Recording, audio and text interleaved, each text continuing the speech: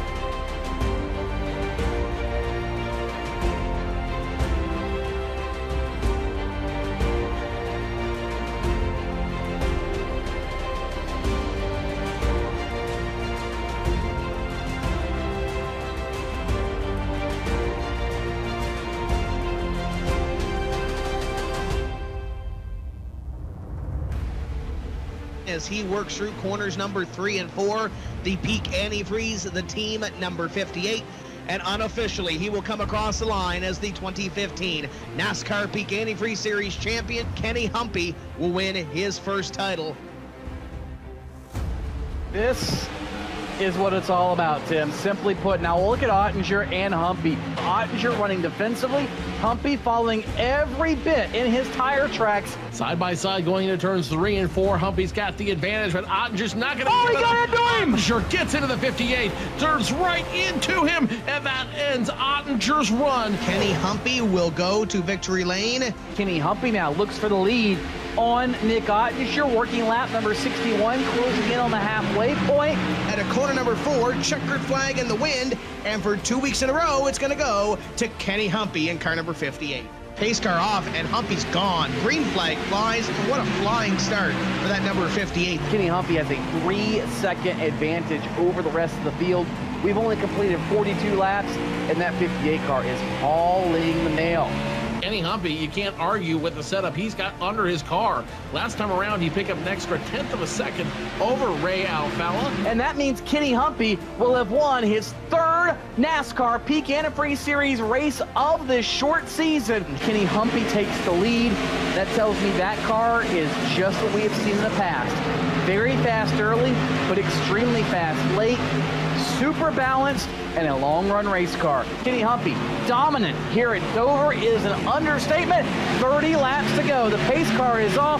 Kenny Humpy again on the loud pedal. Oh, it is the 58 car of Kenny Humpy who will round 3 and 4, come up to the checkered flag, and he'll win his 4th race. And your point leader going to extend that point lead in a huge way. Checkered flag at Michigan, and round number 9 of the NASCAR Peak Antifreeze Series goes to Kenny Humpy.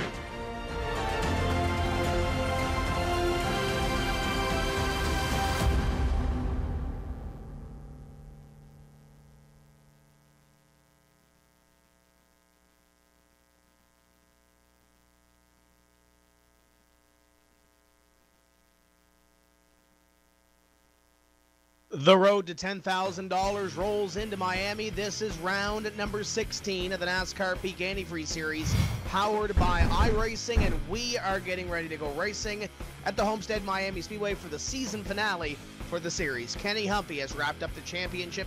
He's won the big prize up top. We still have a lot to decide in this series, and of course, one more race to decide everything and where everybody's fate will lie after this event. Tim Terry, Tony Stevens is down in the virtual studio getting ready to go racing here this evening, Tony. And as I mentioned, lots to decide. This is going to be 167 laps for some guys. It's going to be their last race in the series. For some guys, they have something to prove tonight. You're exactly right, Tim, and there's more than one guy that fits into each one of those categories, which means it's going to be a barn burner, no doubt.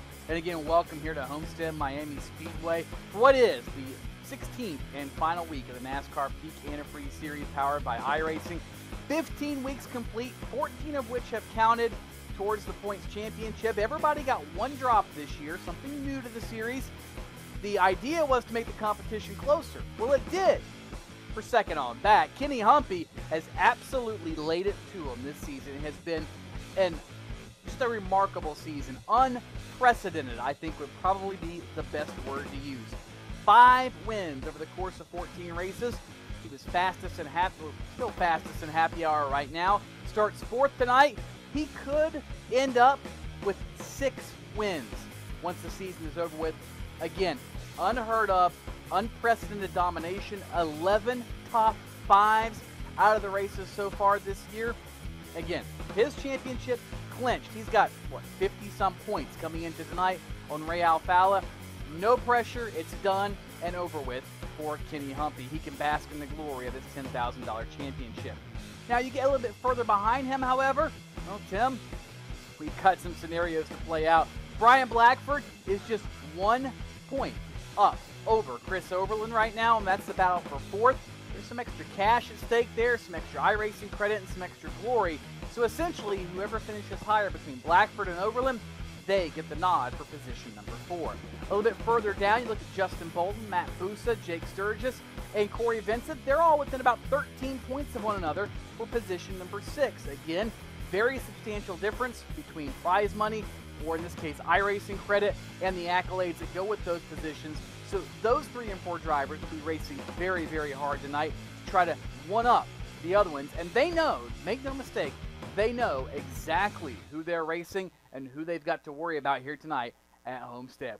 You drop further down, there's not a lot of prize money at stake, not a lot of glory at stake, but there is one thing at stake that's very precious and very important. A berth in the 2016 NASCAR Peak Antifreeze Series powered by iRacing. The top 20 drivers are locked in to 2016.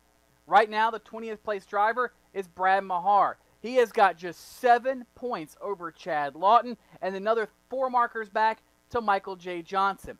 Not a big gap by any means. If something bad happens to Brad Mahar here tonight, well, that could be just the opportunity that Michael J. Johnson needs, or in case things get really, really crazy, Cody Bias might have a shot at jumping into the top 20. As it stands now, Bias, 289 points to Mahar's 318. It's 29 points. It's about 29 spots, give or take, depending where you finish. Is it impossible? No. Is it unlikely? Yeah, but it's still possible. You've got a chance, as they say, and Cody Bias is making the most of it. He will start P1 here tonight, making the most of the opportunity here at Homestead. Other drivers in the thick of that battle include Tyler Laughlin and Danny Hansen. They too, just the same amount of points back as Bias, or in the case of Danny Hansen, 1 more point back from Bias, and he's all the way back in the 25th spot. So a handful of drivers all battling for that. Patrick Crabtree is not exactly safe, but he should be in good shape in 19th. Nathan Wise, Tyler Hudson, they're all locked in for 2016, so not a lot of pressure for them. They can go out and worry about winning here tonight at Homestead. One thing, though, is for certain, Kenny Humpy is going to be one to watch. $10,000 richer, guaranteed. He could park the car in the fence in turn number 1, and this championship is still his. But we've not seen Kenny Humpy be unbridled. We've not seen him in his full stride this season, and I wonder if maybe the drama and the weight of this championship chase has weighed on him just a little bit. Sure, he picked up the win at Daytona. There was no pressure then other than simply winning at the World Center of Racing. But tonight, nothing matters because he's got it all in the bag. I'll be very curious to see how it all works out. Let's take a look and see how practice is going right now. And Tim, I'll throw it back up to you as I come to join you up in the virtual booth. We have ourselves one humdinger of a race here tonight. 167 laps, 250 miles at the 1.5 mile. Homestead Miami Speedway. Multiple grooves, the new dynamic surface model, the new dynamic tire model, the whole deal. This one is going to be good. We've never seen racing at Homestead like we're going to see tonight. Yeah, you talk about Cody Bias and Justin Bolton. Those top 2 from the team are going to be ones to watch. Yes, Kenny Humpy starts in position number 4. He has no pressure. Ray Alfalla, the driver that did win Daytona this season to kick off this year, him and T-Loff going at the start of the year. In that first race, Ray's going to start in 6th, and arguably one of the hottest drivers in the series. He's got 3 wins. He's got no pressure from behind, no pressure in front of him. Ray Alfalla is going to finish 2nd in this championship chase. With no pressure, that's dangerous for the rest of the field. Watch for Ray Alfalla to be good here this evening. He's got some teammates and some satellite teammates in Sturgis, Blackford, Overland, as you mentioned. They're all going to run well. They're all starting in the top 10 this evening, and they're all running for something in the top 5 in this championship hunt. It's going to be an exciting race, 167 laps here. Multi-groove racing. iRacing got it right. This is going to be fun to watch here this evening. We're going to step away for just a few moments' time. We bring you back to the NASCAR Peak Antifreeze Series finale after this.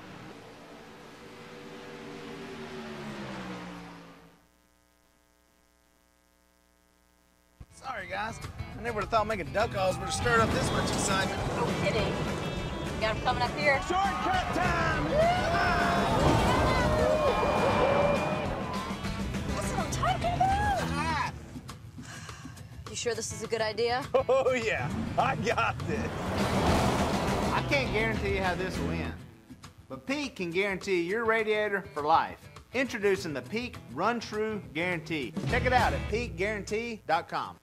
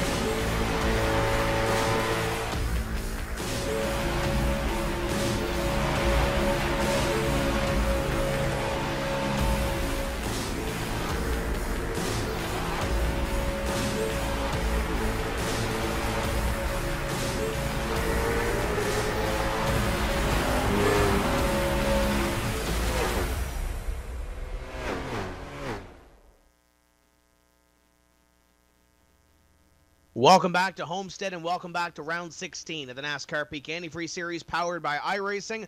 We're getting ready to go for 167 laps. And on the front row for this evening's race, it's the team. It's Cody Bias on the inside in car number 27 and the 36 of Justin Bolton on the outside. Tony, they are both looking for their first career victory in the series tonight. Hard to believe they've been strong every time they've unloaded this year. Jake Sturgis and Kenny Humpy will make up row number 2, Tim. You got Chris Overland in position number 5 to the outside, the deuce of Ray Alfalla. PJ Sturgis and Thomas Davis will be the next pair. Former series champion Tyler Hudson and Brad Mahar complete your top 10. The 29 of Kevin King, he is paired with Nick Ottinger in row number 6. Brandon Schmidt in car number 3, and a driver who's had a couple of good runs as of late. It's Casey Tucker in the 28. Winner earlier this season, Corey Vincent in the 10, Andrew Fayash the 3rd in 16. Brian Blackford trying to lock up a top 5 in the championship standings. He's going to roll from 17th this evening to the outside, Alan Bowes. Michael J. Johnson trying to race his way at the top 20 will start 19th, and Taylor Hurst starts 20th. We got Shane Doherty in position 21 and Ryan Lowe in 22. Rob Ackley and Alex Warren are the next pair. Trey Eidson and Byron Daly, your next row. Tyler Hill and Patrick Crabtree make up row 14. The 50 and the 51 are next. That's Alex Scribner and T-Loff. David Rattler and Brandon Bowie are 31st and 32nd. Nathan Wise will roll the 24 from position 33 to his outside. It's Matt Busa in 34. Final race of his defending championship reign, Michael Conti starts 35th, and Landon Harrison, the winner at Darlington, rolls 36th. Timo Ivonen rolls off from position number 37, 41st in points, Adam Gilliland in the 8. It's Brad Davies, Brian Day, Danny Hansen, Stephen Gilbert, the remainder of the field. Field forms up through 3 and 4, and we are getting ready to go at it for 167 laps. Glad you could be with us for the season finale here on iRacing Live and Fans Choice. Pace car in. Green, Bias is gone. Green flag is out, and we are underway for the final time in 2015. They'll drive it down into corner number 1, and Tony, we're going to get ready to see some multi-groove racing here. These drivers, I believe, we're going to see a lot more 2 and possibly even 3-wide racing than we've seen here before. Oh, trouble, 1 car on the wall, already back in the back of the field, up on the outside wall. No caution yet, but that looked like it might have been the 50 machine. Nonetheless, we'll keep things rolling. Scribner finally gets it back up to speed, and we will complete lap number 1. Cody Bias at the helm of this one. Justin Bolton close to the toe, and then comes Kenny Humpy and Jake Sturgis right behind him.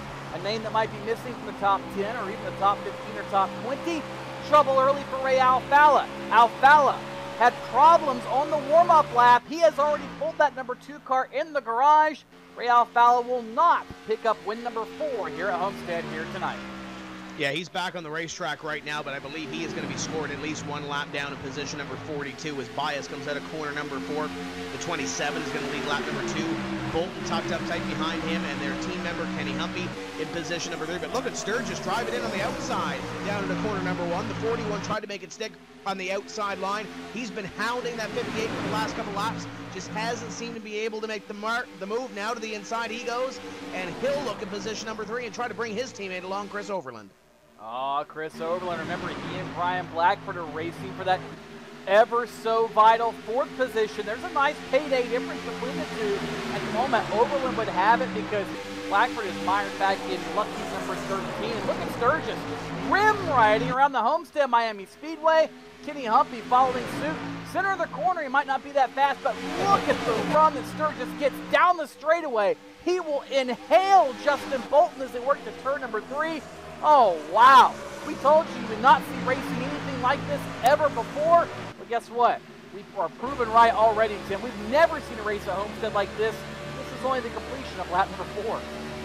Yeah, we've still got a lot of laps left to work here, about 162 or so as we work lap number 5 right now in the 41. It seems like that car, Tony, you can put it up high, you can put it down low. Jake Sturgis really has control of his race car, and it's working on multiple grooves right now as Bolton continues to look over the 27 of Cody Bias, his teammate up there, taking a little peek to the inside. Not going to happen down the back straightaway, but I would believe that they might have to step up their game a little bit because the 41 and the 47, they have something to race for at the end of this season because they're trying to move up a couple of spots in the standings. You better believe that Sturgis and Overland going to try a little bit harder here as Sturgis goes to the extreme outside, trying to make something happen off 2 here. Oh, he is trying. He is going up there where nobody else is going, and now he's going to go right to the bottom underneath the Justin Bolton into turn number 3. Give Jake Sturgis that runner-up position. And Tim, one thing I'm going to be very interested to see how it progresses tonight is the groove. Sturgis is one of few cars running the very outside, but as the bottom rubbers up and they have to move around the racetrack, does Jake Sturgis have an advantage having run up top, or will that part of the racetrack, you think, be rubbered up in time to when he's going to have to search somewhere else when that comes? We're going to have to see how this thing plays out. There goes the 47 to the inside of Justin Bolton. So Chris Overland going to try to move up here. The 36 tucked up tight on his back bumper is the 47. It's a little bit of a slide job down into corner number 3 to pick up that spot. The 36 of Bolton as he go back to the inside down into corner number 1. The 36 looking at the inside. Nothing going to happen there going down into that first corner. Cody Bias has led since we dropped the green flag 7 laps ago, and down the back straightaway on lap number 8 is the 41. Tries to close in on the 27 to try to pick up that bonus point for leading a lap here this evening. Certainly well within range, doing it. In fact, top 6 cars now nose to tail. Slightly breaking away from the field, back to Tyler Hudson in position number 7. Hudson is clear for Kevin King and Brandon Schmidt. Also, Corey Vincent has worked his way up into the top 10. Now look at Sturgis on the outside trying to get that run that he got on Justin Bolton a few laps ago down the hill, down the back straightaway. That gap is shrinking and shrinking quickly. Sturgis is all over the back bumper of Cody Bias. That's the battle for the lead in turns 3 and 4.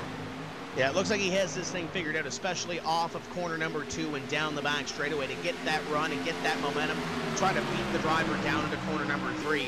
We'll see what he can do here. The 41 goes to the outside, the 27 back to the inside. We'll see if the 41 can hold that momentum through 1 and 2 and try to make a move on Bias down the back straightaway. What a run off corner number 2, and there he goes to the inside. Cody Bias on the outside trying to hold it, but it'll be Jake Sturgis going to the top of the board. What a move by the 41. And just behind him, the other Sturgis, PJ Sturgis, picked up the 5th spot from Kenny Humpy. Oh, the Sturgis brothers have found something here at Homestead. And Tim, as I keep saying, this is refreshing. We have never seen a race like this at Homestead. Multi-groove, multi-strategies. This is going to get really good as this track begins to rubber up and it begins to wear in and people begin having to search for grip. This is, again, only lap number 11, and I'm already just stoked for how this one's going to turn out. You look back from the Elwood Designs 27 to Cody Bias, back to the 47 to Chris Overland. Overland has been marching to the front of the field in the double clutch Menards, number 47, and now he's trying to find a way around the 27. He's going to try to do the same thing his teammate just did. He's going to the outside line as the 47. See if he can't get that swooping run off corner number 2 and down that back straightaway. Not as much as the 41 did a couple laps ago, but look at the run he does get down into corner number 3. Overland taking a peek. Bias going to slam the door into corner number 3. Overland almost had that position, just couldn't get enough momentum off corner number 2. Not quite, Tim, but he's got 150-some laps to try to figure it out. So he's got plenty of time, does Overland.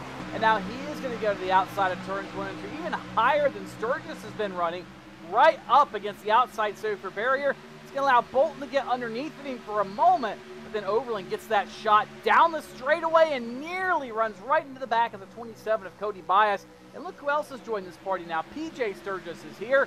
This is starting to become a really, really stout battle up front for the top 5 or 6 spots.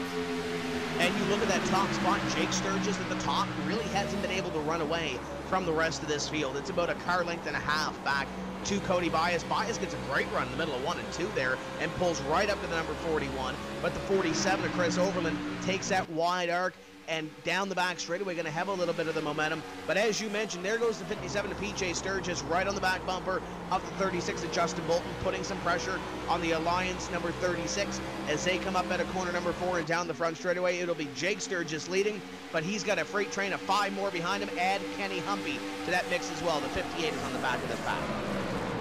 I'm really amazed, Tim, that so many drivers are still stuck at the bottom of the racetrack. We see a few more here and there venturing up top, like Overland and PJ Sturgis that time, but really looking further back throughout the field, most everybody else is still dedicated to the bottom.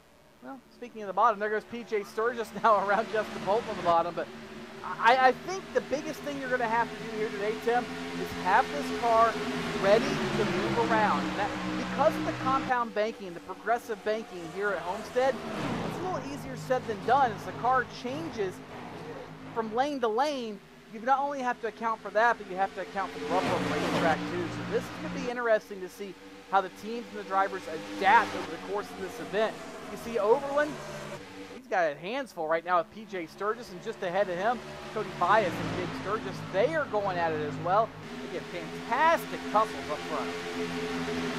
And the 27 of Cody Bias, for the most part, seen Jake Sturgis, Chris Overland, a couple of those LRM guys go a little bit higher into the corner. The 41 in 1 and 2 this time, not as high as he was before, but still on that second group per se.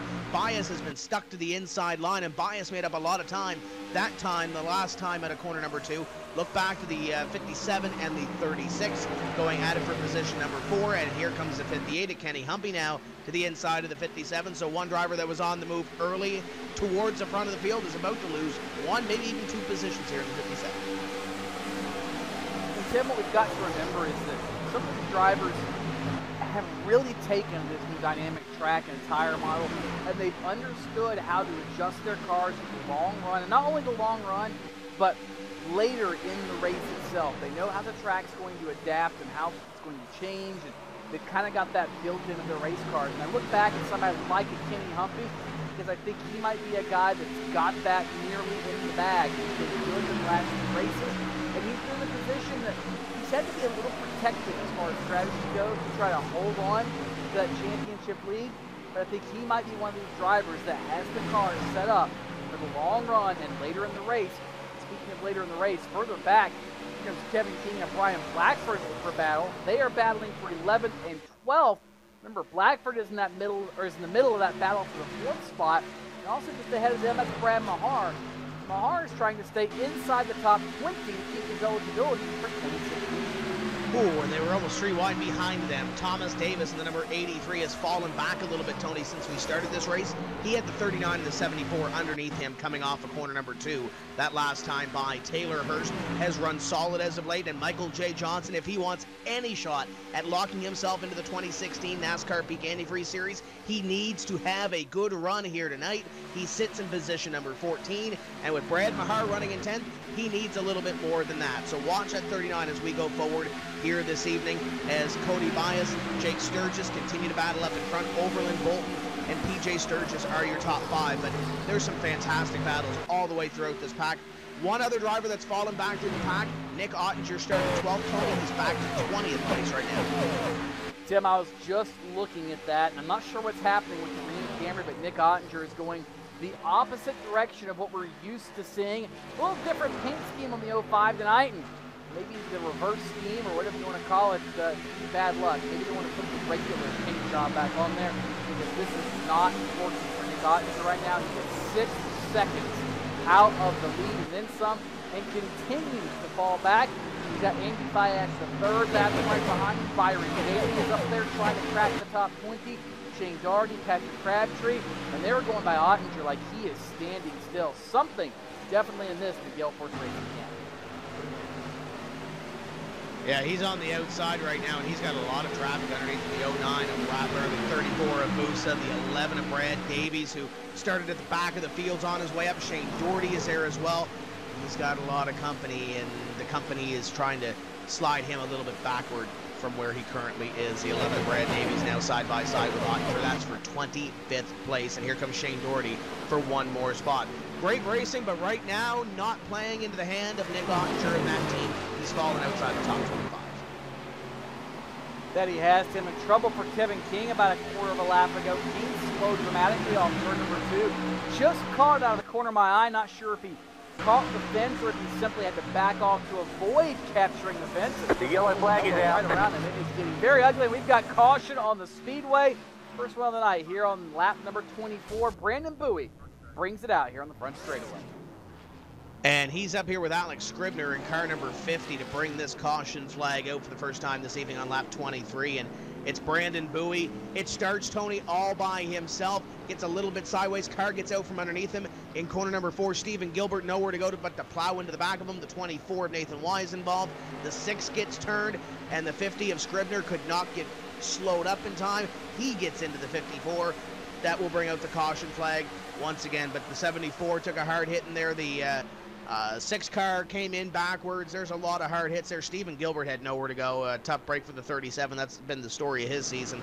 Half dozen cars or so really getting some sort of damage from this to bring out this first caution. And here comes Sturgis in the field, and looks like they're heading towards the access road.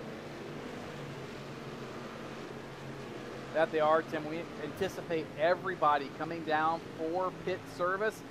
Nobody in the top 10 staying on the racetrack, and it appears most of the field, for that matter, going to come down pit road, or at least the entire top 20 for that matter.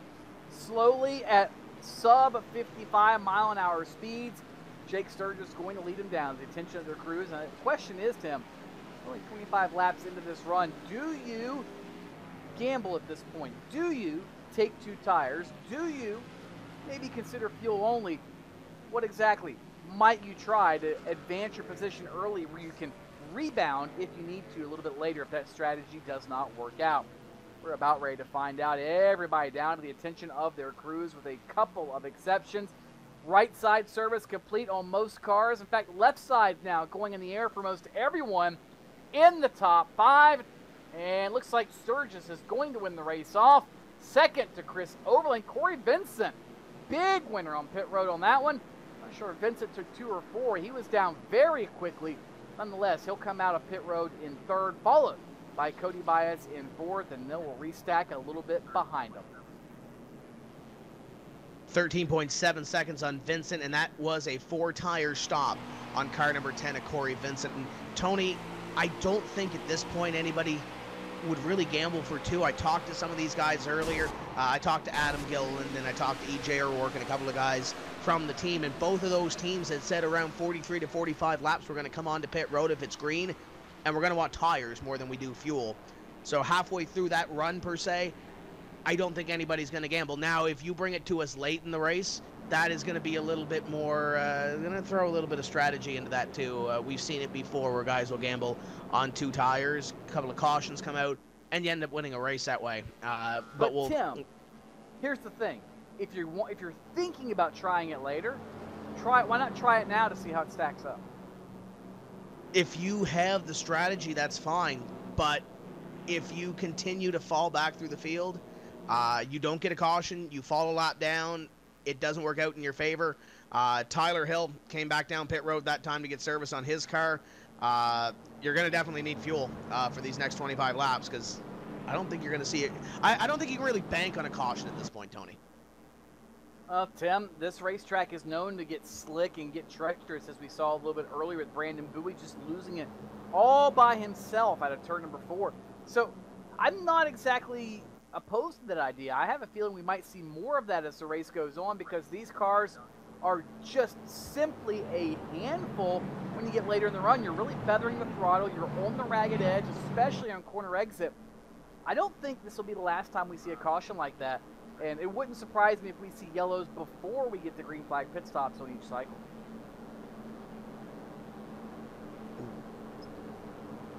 Waiting to see who the free pass is, Tony. I know Danny Hansen at the same time that Ray was a lap down as well.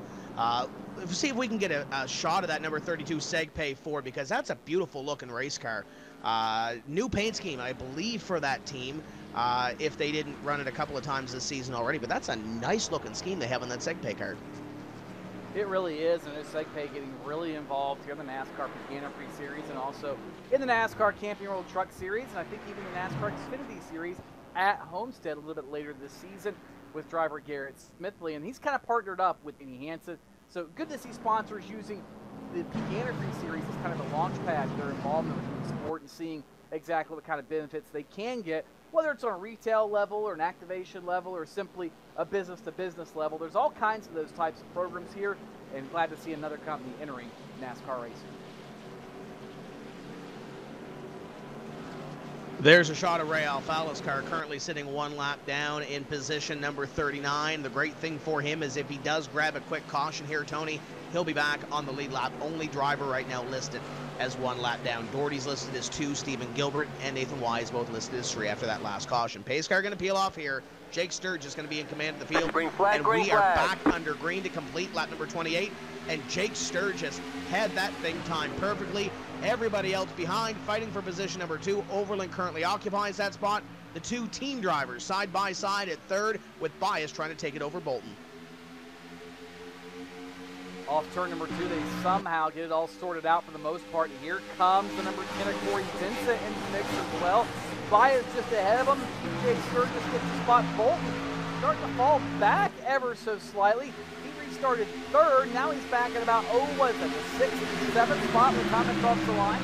Not a good restart lap for Justin Bolton, but against him, I wonder if the team has realized, hey, these are the adjustments we need to make for this car to have it good later in the run.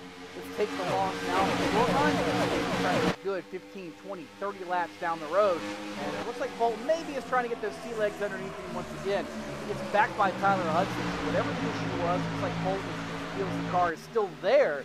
He's not scared to try to make a run on somebody as the battle for 3rd now begins to raise temperature.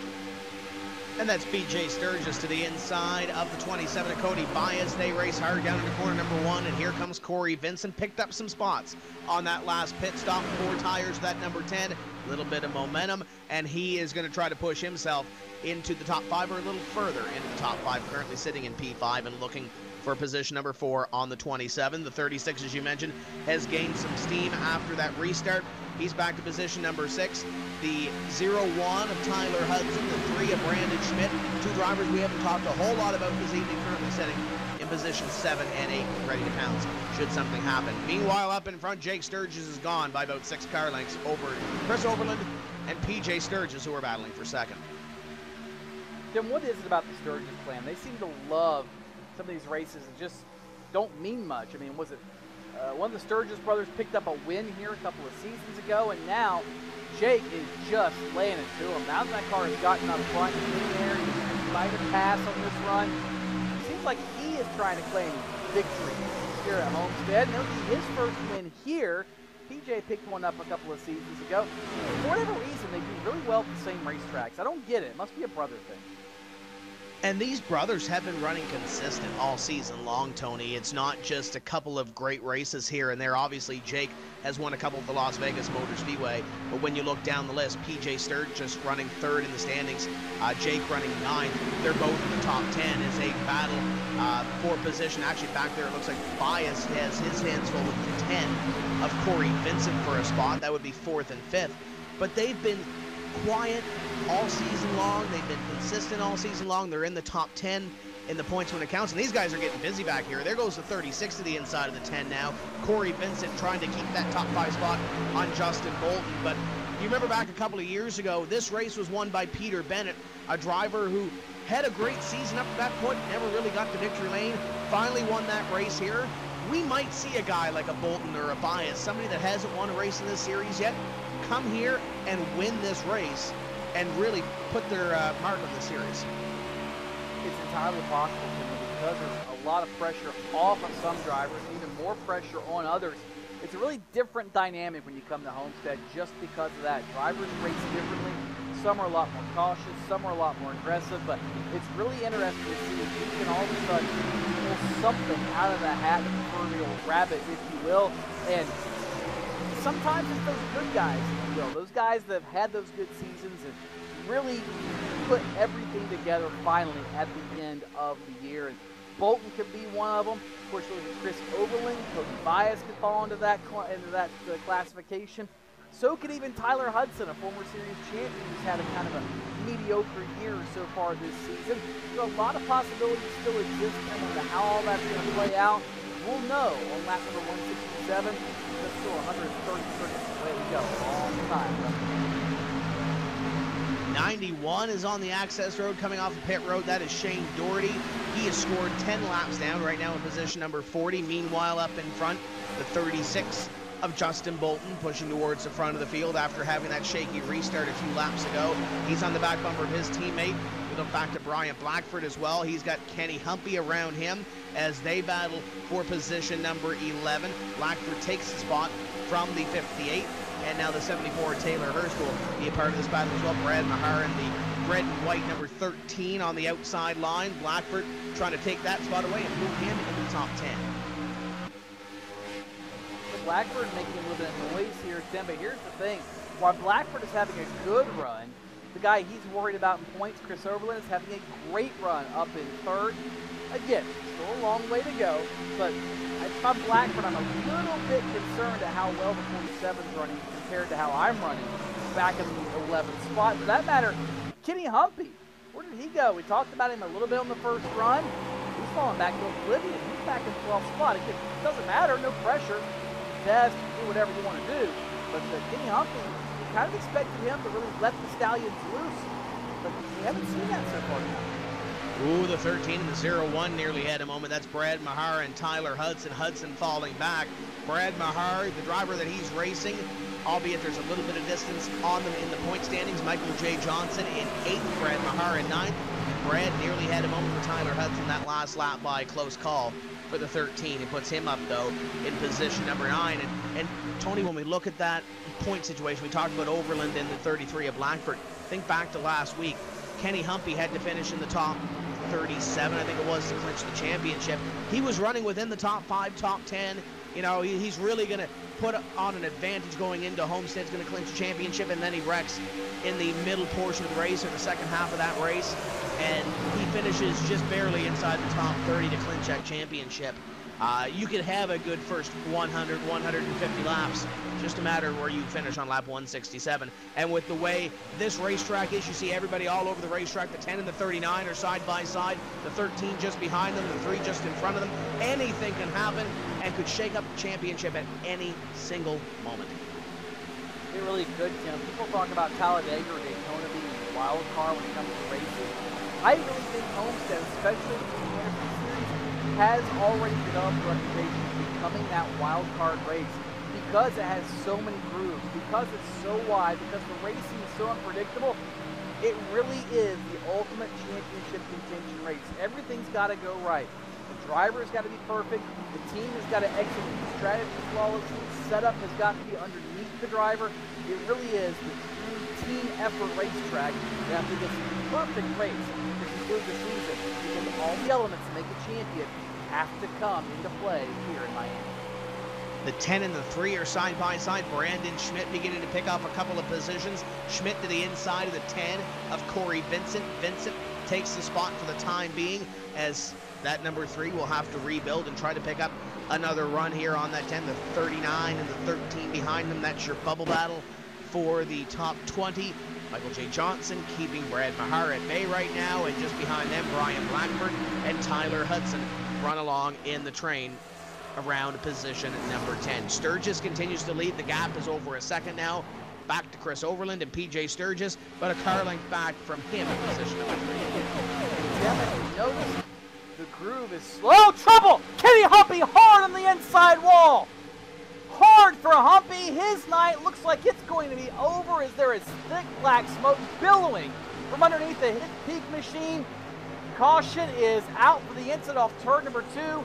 Kenny Humpy, well, that's not exactly the blaze of glory that he envisioned. Nonetheless, he'll come to pit road. The championship is his, but race win number 6 will not be tonight. The freight, Kenny Humpy, done here at Homestead on lap 44. Yeah, he got into it a little bit with the 74 coming off of corner number 2. That is Taylor Hurst, and there's another driver that's having a fantastic season, or at least late race in the season, or late in the season, and they come together, they make a little bit of contact, sends Kenny Humpy into the wall, and that will, as you mentioned, end his race, or shouldn't say end his race, Tony. They might be able to fix that car, but it'll be about a half hour or so before we see him back on the racetrack. He might just head to the hauler, the virtual hauler, and be done for the evening. 41 car down into pit road. It's been about 20 laps since these drivers have last been down on pit road. We'll see if anybody decides to gamble here, Tony, and take 2 tires. Tim, we saw the last time 20-some laps again, and it wouldn't surprise me if that's the next length of the run we see. We'll see how it all plays out once the teams go to work here. 4 tires, we assume, for most all of the front runners. Adam Gilliland stays on the racetrack in his number 8. Whether that's by design or otherwise, we'll find out here in a lap or so. Meanwhile, service completing for everybody else. 4 tires for Vincent, 4 tires for Overland. Looks like Overland is going to win the race off pit road over Jake and PJ Sturgis. Corey Vincent will end up in the 4th spot off the pit lane, followed by Justin Bolton, Cody Bias, and Brandon Schmidt. Looks pretty status quo, except for maybe the 82 of Alex Warren, who may have taken 2 tires on that 82 car. No, he missed his pit box. He's going to have to come back in. Speaking about pit stops, let's take one of our own. We'll step away for just a few moments' time and bring you back to some more green flag racing. You're watching the NASCAR Peak Antifreeze Series, powered by iRacing at Homestead.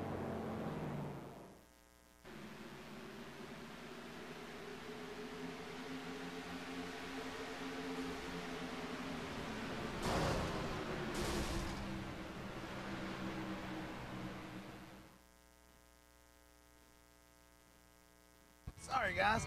I never would have thought making duck calls would have stirred up this much excitement. No kidding. Got him coming up here. Shortcut time! That's what I'm talking about. You sure this is a good idea? Oh, yeah. I got this. I can't guarantee you how this will end, but Pete can guarantee your radiator for life. Introducing the Peak Run True Guarantee. Check it out at peakguarantee.com.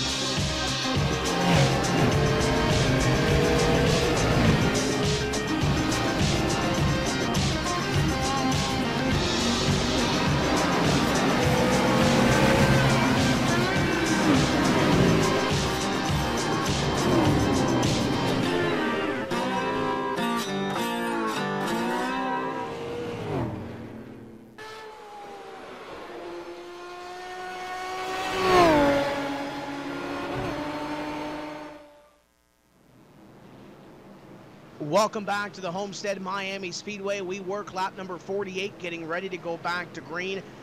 Tony had a chance to talk to Kenny Humpy's crew chief. 44 minutes of repairs in that race car.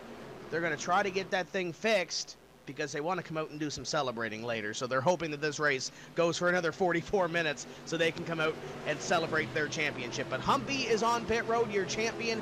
We'll watch this one from the top of the box as Chris Overland and Jake Sturgis going to lead us back to the green flag. And there goes the double clutch Menard Chevrolet. We're back underway.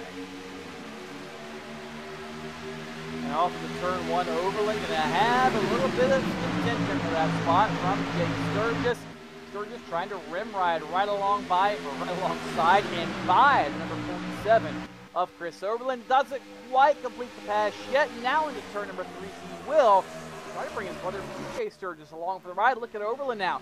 Up the racetrack as everybody else trying to work the bottom, and Tim was just getting ready to make the point before Kenny Humpy had his incident a lap or so ago. Look where everybody's running. They're not on the bottom like they have been in the past. The group is slowly moving up, especially in turns 1 and 2. And as this race continues, we're going to see more and more of that. They're going to start searching for grip and searching for the best spots to run those race cars.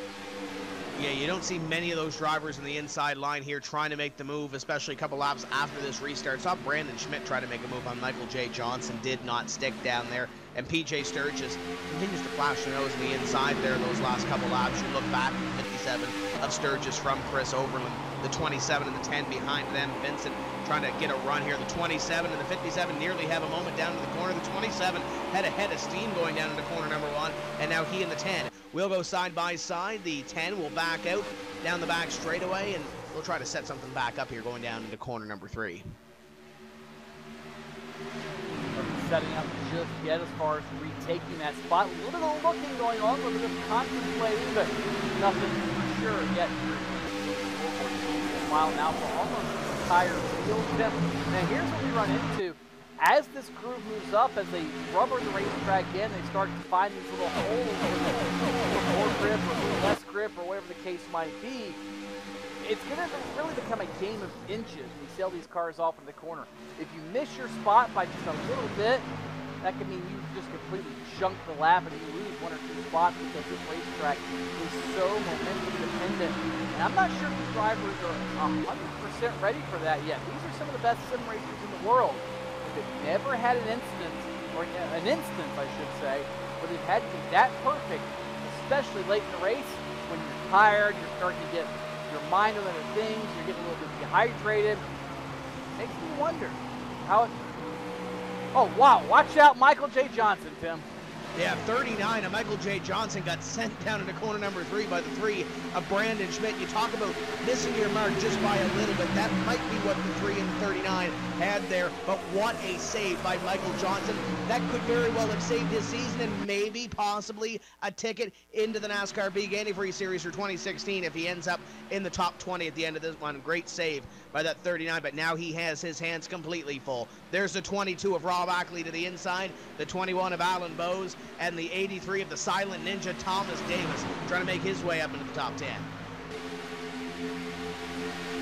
Davis, like you said, silent ninja slowly working his way forward that time by. Credited with the 13th spot as to his outside. Number 34, Matt Bruce in the top lane, Tim. Starting to get the momentum. You see everybody moving up, especially with 22. That's going to mean Davis loses a spot. Oh, hello, behind him, Mike Conti. Just about caught a piece of the back bumper. He'll dive to the bottom to try to take a position. Don't think that's going to work out quite the way he intended as he work off turn 4. Gives the spot to Davis, at least briefly by a inches. Now he'll clear it. Off turn 1 and 2. Long pair of cars. Second, here's Tyler Hudson. Right there in the middle of it as well. A lot of good racing back here from about 8-10 on back. Yeah, a lot of blue and white cars back here. Hudson, Conti, Davis. There's a couple back there. And speaking about blue and white, is that a 2-car of Ray Alfalo way back there, back on the lead lap? Indeed it is. Number 24 on the racetrack right now. And actually, he's going to move up to 22nd as he passes Fayash and the 15 in Crabtree. Ray Alfalo, the Wendell Scott Foundation Ford, back on the lead lap and back on the move. P22, and now he looks at Brian Lowe. And this is a home race for Ray Alfalo. Floridian, he lives Obviously, this is a racetrack that is very important. He's playing the NASCAR Peak Antifreeze Series championships and had them awarded to him on stage here at Homestead. This is the track is very near and dear to Ray Alfala's heart, and I'm sure he would love nothing more than to end up in victory lane here at Homestead tonight, after especially all the issues he had here outside of this race trying to get rolling. And luckily for him, a couple of early quick cautions, back on the lead lap and moving forward as the field fans out in front of him. He makes a move on Ryan Lowe to pick up one more spot. That is Tyler Hill in front of him in the 9. David Rattler is right up here. Byron Daly, Kevin King, a few others that are trying to make their way or keep themselves in the top 20 at this point. Tyler Hill on the outside, and car number 9 will relinquish that spot to Ray Alfala, and Alfala picks up 2 more spots on that lap. He is definitely on the move with Wendell Scott Foundation Ford. In front of him, it's Rattler and Daly side by side with Kevin King a part of this mix too. His wife is running them there up there. It looks like blue and pink and whatever else, number 29 car. Just ahead of Ray Alfala by a couple of spots. And David Rattler, you see his dimension, with Byron Daly is there in the middle of it too. And this is the problem with Homestead. There's so many crews to run. You know, if you have a fast car like Ray Alfala, you have to do one of two things. Is he content riding behind a couple of guys racing each other for position side by side, or try to make a hole where there isn't? Sometimes. Yeah, especially coming through the field here where this traffic that Ray Alfala is racing might be just a little bit slower than what his pace is right now. He's to the inside of Byron Daly in the Focus number 93, and Alfala will pick up one more position here. The 09 and David Rattler and the Infinite Creative Solutions 09 just ahead of him. And then, as you mentioned, those passes keep getting a little bit tougher as he goes towards the front of the field. The 29 and 09 going at it right now. Kevin King and David Rattler side by side with Michael Conti falling back here, and Conti was up a little closer to the top 10 a few laps ago, Tony, and now he is back in position at number 16 with a couple of strong competitors that are coming towards the front of the field just behind him. And Tim, it's fun to see how these guys can come and go throughout the race. Luke can move forward. Luke is not, in fact, moving forward. There's Ray Alfala trying to get by Kevin King as well as Mike Conti. He'll get the spot on King. Back in position number 17 at the moment. But so many comers and goers as these races move on, and it really has become an issue of what can you do to get yourself forward. And while qualifying has always been important here, it seems like the last few races is not as important as it has been in the past. 29 racing hard here for position. Kevin King back in position number 18, and here comes the 5 and the 2 former champions of this series going side by side at position number 16. Meanwhile, up in front, if you're wondering why we're not covering the lead, well, there's really no battle for the lead right now. Jake Sturgis currently occupies the lead position. They just lapped Alex Scribner, PJ Sturgis in second, then about another half second back to Chris Overland, about another half second back to Cody Bias, and there's the 10 battling with them along with the 36. That was almost a moment for the 10. Here comes Bolton now to the inside. That's the battle for position number 5. Great fight up front, and look at this. Everybody again fanning out turns 1 and 2, and hello, Corey Vincent. Just about got a face full of Justin Bolton. Bolton realized that might not be the better thing to do, so he had to crank the wheel hard left and get out of the way, and that nearly opened the door for the 3 of Brandon Schmidt to take advantage of it. Didn't quite make it happen just yet as he worked off turn number 4, and just ahead of them now, Chris Overland. He was working by some slower traffic. That's the 50 of Alex Scribner. Could Scribner play a little bit of a spoiler in these battles for position right now, Tim, because he's right where some of these guys are running, and it might pose an opportunity to pick up a spot. I don't think he's going to play a whole lot into a factor in these little battles that we have within the top 10. These guys are probably going to work by, but once we get back to maybe a guy like Ray Alfala back here and Tyler Hudson, Thomas Davis, these guys that are battling a little bit harder for position, we might see a little bit of a shake-up. It's Scribner way up against the wall, and almost Justin Bolton, or almost collected Justin Bolton in the 36. The 3 of Brandon Schmidt will also work their way by the 50 of Alex Scribner. Up in front, still a second between the top 2. Second between the top 2. It's a half a second back to third place Chris Overland, and then it's nearly 3/4 of a second back to Cody Bias, and that's where the battle is right now, Tim. Bias trying to fend off the advances of Corey Vincent, Justin Bolton, Brandon Schmidt, and slowly creeping into the picture. Brian Blackford, he is up to 8th. Yeah, Brian Blackford comfortably in the top 10 right now in car number 33 as he looks for a little bit more. Brandon Schmidt in car number 3. And the 33 of Blackford about to go at it for position number 7 down the back straightaway. Blackford has caught this little pack here that's all the way up to position number 4 and Cody Bias in the number 27. Blackford's on the move. It seems like that car, Tony, a little bit better on the longer run compared to the shorter run. It does seem to be that way, Tim, but again, we haven't had a very long run here so far tonight. We've had about 25 laps or so. The extent of long runs that we've had, we're starting to get into uncharted territory, really, as far as that goes. We get up into the lap 70-something range. You're coming up very quickly. So we might see how these things work out when they get closer to lap 30 or lap 40. And comes Blackford now by Brandon Schmidt and Cody Bias just ahead of him. Bias up top. That's where Corey Vincent's trying to earn that position away. Didn't quite get it. Bias will have a stripe. They're side by side back to turn 1. There's the 10 car taking that spot away. Bias on the outside line, and 36 of Justin Bolton. Bolton nearly had the wall in the middle of 1 and 2, going way up high, trying to get that momentum down the straightaway. And there he goes, taking a peek to the inside of the 10. Can he make it down into corner number 3? The 36 is there on the 10. Question is, can he hold that inside line enough to take that spot off of corner number 4, the 27? On the outside line, along with the 10. 36 trying to fight it, and hello, Brian Blackford. Blackford looking to the outside.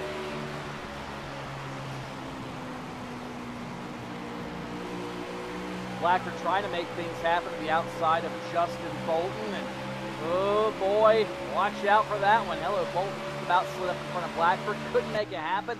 And I think, Tim, we're already starting to see that if you want to make passes here, you've got to be up top. The bottom's not going to work unless it's a quick dive bomb or slide job type move.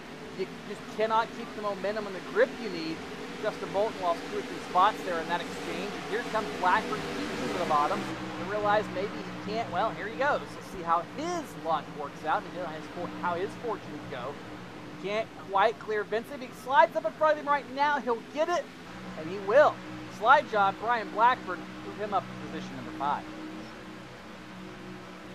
And now Blackford will set his sights on Cody Bias in position number 4, and then the question will be, can Brian Blackford make up some time on his satellite teammates, Chris Overland, PJ Sturgis, and Jake Sturgis up in front as Blackford runs in 5th. Alfala back here in position number 11, just past Matt Boose and Michael J. Johnson. Next up on his list is Rob Ackley, about 0.6 of a second ahead of him, and that would be top 10 territory.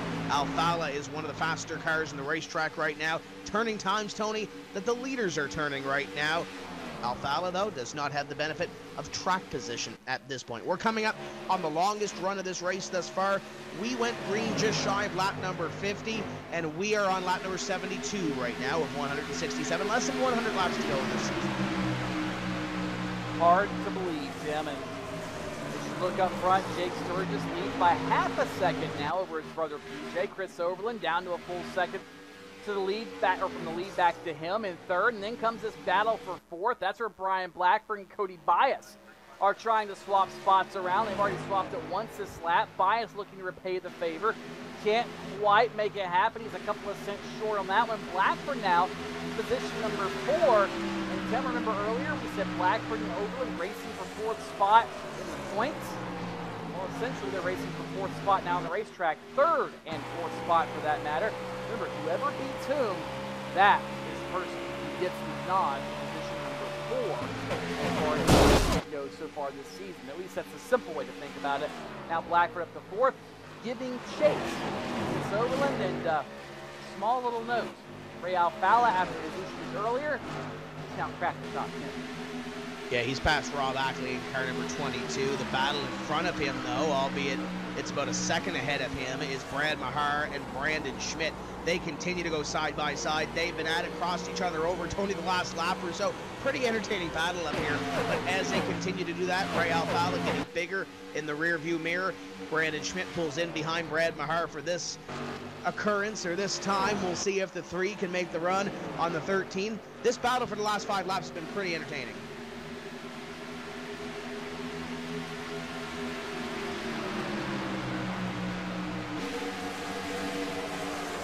while the field continues to circulate, I want to remind you, if you want to get in on this whole sport we call iRacing, as Schmidt is about caught in on the safe barrier there. I don't exactly what we meant, Brandon, but check out the code there on the screen. You can pick up 1 month and get 2 more for completely free. So essentially 3 months for the price of 1. And we're going to give you the late model stock car, a great entry-level car to run on short tracks around the iRacing service, and in real life for that matter. So not only do you pick up the Legends car and all the other stuff you get when you sign up, you get a late model stock car for free. You're able to play around with that and really get your feet wet here on iRacing. Great service, great group of people to race with. You never know, if you really figure it out and know what you're doing, you too could be racing on the NASCAR Antifreeze series in the very near future. But if stock cars aren't your thing, Tim, there's not just stock cars. You've got road race cars and open wheel cars, and just about everything you could ever imagine. They keep adding more and more. It seems like each and every week. Yeah, and you keep seeing the updates and the latest updates that we've seen from iRacing, producing this multi-groove racing on the ovals, and fantastic racing it has provided us. I haven't had the opportunity, Tony, to get the wheel on the desk and go racing in the last couple of months, but I know I'm going to be starting up with the winter months getting back in the late model and the super late model. I can't wait to do some short track racing here in the next couple of months. Ray Alfala's just taking a spot from Brandon Schmidt to move Brandon Schmidt back to position number 10. Up in front, Jake Sturgis and PJ Sturgis, they're getting a little bit closer. What was a second for most of this run, Tony, is back to about 0.3 of a second now. PJ Sturgis has caught Jake. Yeah, really not nearly the size of the advantage that he had earlier. And I think PJ maybe is a little bit more geared towards the long run, whether that's setup, whether that's driver preference and driver style. I don't know, but look at the top 3, very distinct grooves. Jake Sturgis a little bit higher, PJ closer to the middle, trying to hook those left sides on the rubber, and then Chris Overland right on the bottom in turn number 3, and all the while, they continue to close in on the leader, Jake Sturgis, no matter what they do as far as grooves are concerned. Overland again in the middle in turns 1 and 2. And they've all separated themselves by about nearly 2 seconds back to Brian Blackford. But Blackford, after passing Cody Bias, he's really moved himself away from Bias. Hasn't really reeled in the leaders that much, but Bias has certainly fallen back. Yeah, Bias falling back here, position at number 5. The last time by, he's battling with Corey Vincent and all those drivers back there. Brad Mahar is one that's coming to the front of the field, or at least pushing a little bit harder here in this run. He's to the inside of Justin Bolton. He's trying to clear. Bolton cannot do so on that exchange. The 10 also a part of this battle, and as they battle, Ray Alfala is closing up into this little fracas here for about position number 6 or so. Brad Mahar is on the move, but not as fast as that driver right behind him. Yeah, Ray Alfala has been on a rail ever since they got that car fixed, whatever the problem was. And look at this, Cody Bias said, I'm going to move over. There goes Corey Vincent. There goes the 13 of Brad Mahar, and I do believe Ray Alfala is going to get a spot as well this time around. Gale Force Racing tweeting a little bit. You can join the conversation on Twitter at #InPass. In fact, not just Gale Force Racing joining the conversation, but the Wendell Scott Foundation cheering on Ray Alfala and Brian Blackford. MRN Radio, the Motor Racing Network on the conversation, as are many others. And speaking of in on things, Justin Bolton coming in for service in the 36 car.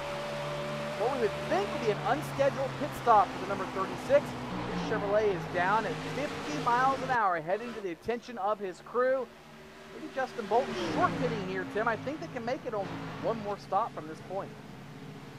Ray goes to the inside and tries to pick up position number 5 here, Tony, and I wouldn't say unscheduled to the fact where it could be a short pit more than anything, because it's about 34, 35 laps on this run at this point.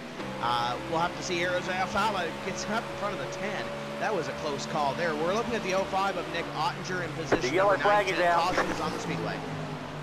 Oh my, did this just throw a few strategies out the window? Tyler Hudson problems here on turn number 4. It all happened.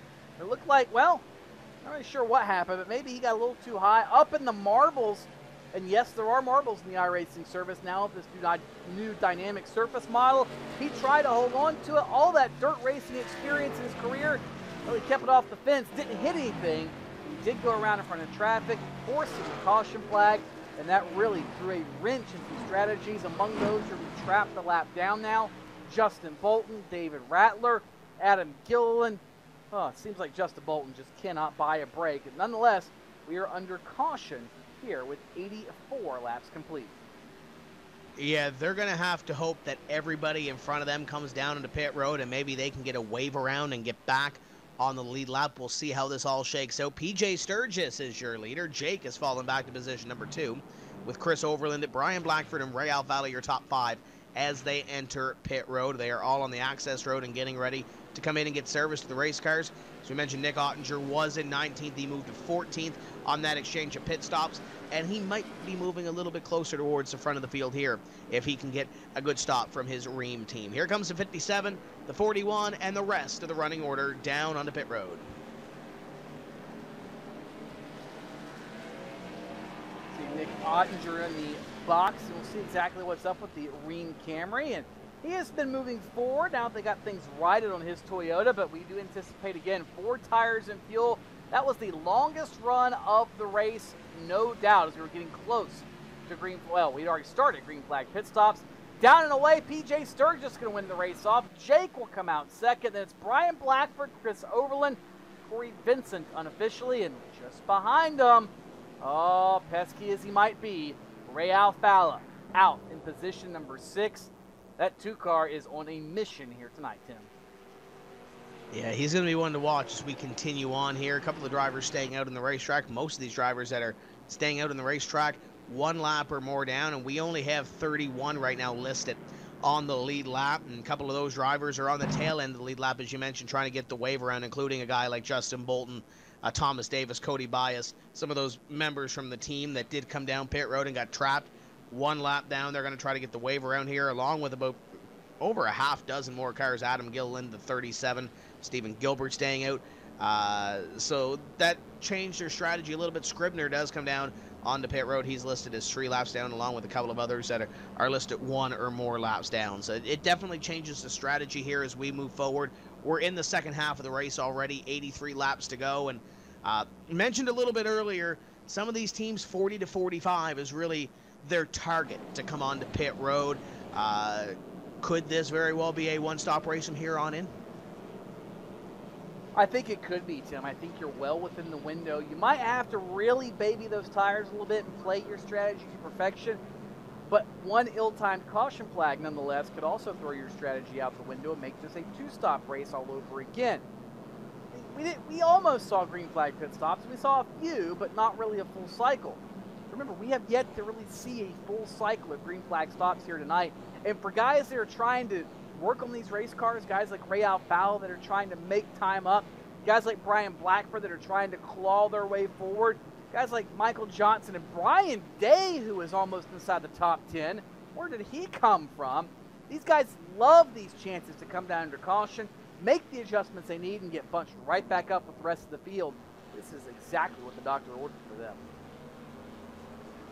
Yeah, this is going to be an exciting second half of this race to not only determine the winner, but as you mentioned, some of those battles throughout in the NASCAR Peak Antifreeze Series. You mentioned Blackford and Overland going at it a little bit earlier this evening. Blackford now has the upper hand on Chris Overland for 1 position, at least on the racetrack right now. 33 up on the 47 by 1 at position 3 and 4. Corey Vincent back there in position number 5. Brad Mahar within the top 10, trying to lock down a top 20 spot. Michael J. Johnson fell back a little bit there as this field begins to double up. He's back all the way to position number 12 as we get ready to go back to green flag racing. And Tim, we're just past the halfway point, and it's getting down to crunch time already. We're going to have, what, 70, pardon my math skills, what, 69 laps to go, I think, when we take the green flag. I'm probably off, but somewhere in that ballpark, right? Yeah, it's close to that now, as 88 being completed this time by for PJ and Jake 79, Sturgis. that's it, 79. I'll figure it out. Yeah, calculator works. I know I had to dig mine out here Or earlier, the so abacus. yeah, slide that one over. That's it's either way. With this should be a one-stop race to the end. Just a matter of when you do stop. If we do have a caution flag or not, it's going to be a lot of strategy here in the second half. Pace car off. PJ Sturgis is Green gone. flag, Jake green Sturgis flag. in position number 2. As soon as he passes this line, going to probably try to find a spot into line. And Brian Blackford battling with that 47 of Overland. Those guys, satellite teammates between Slip Angle and LRM, I'm sure they're going to figure it out here in these next couple laps. Well, I don't know about figure it out, Tim. They're probably going to continue to fight it out, no doubt, as PJ Sturgis will fire from brother Jake on the outside lane. Those two side by side through turns 3 and 4. And again, look at this. We promised you at the outset of the race, you've never seen racing at Homestead like you're going to see tonight. Case in point. Jake and PJ Sturgis side by side the entire lap. Neither one getting an inch. Neither one with a real distinct advantage here in the opening couple of laps. Now as his tires wear, the track opens up again. Might be a completely different story, but this is fantastic racing, Tim, all throughout the field. This point in the race, I think the track is about as mint as we've seen it. Guys in the top, guys in the bottom, guys in the middle, all making time. Behind them, Ray Alfala continuing to make time and make spots in this racetrack. He's up to 4th and he's looking at 3rd. Corey Vincent in the number 10 trying to slide his way in here and pick up a position. We had an LRM Slip Angle top 5, but now Corey Vincent going to try to break that up a little bit in position number 6 and trying to get up here into position number 5 as he works the inside of the 33 of Brian Blackford. Vincent drives it in deep and will pick up position number 5 in front of him. Alfala to the inside of the 47 of Chris Overland. They go side by side in position number 3, and Alfala continues his march to the front. He's already up to 3rd. Wow. That's about all you can say. Just wow to Ray Alfala.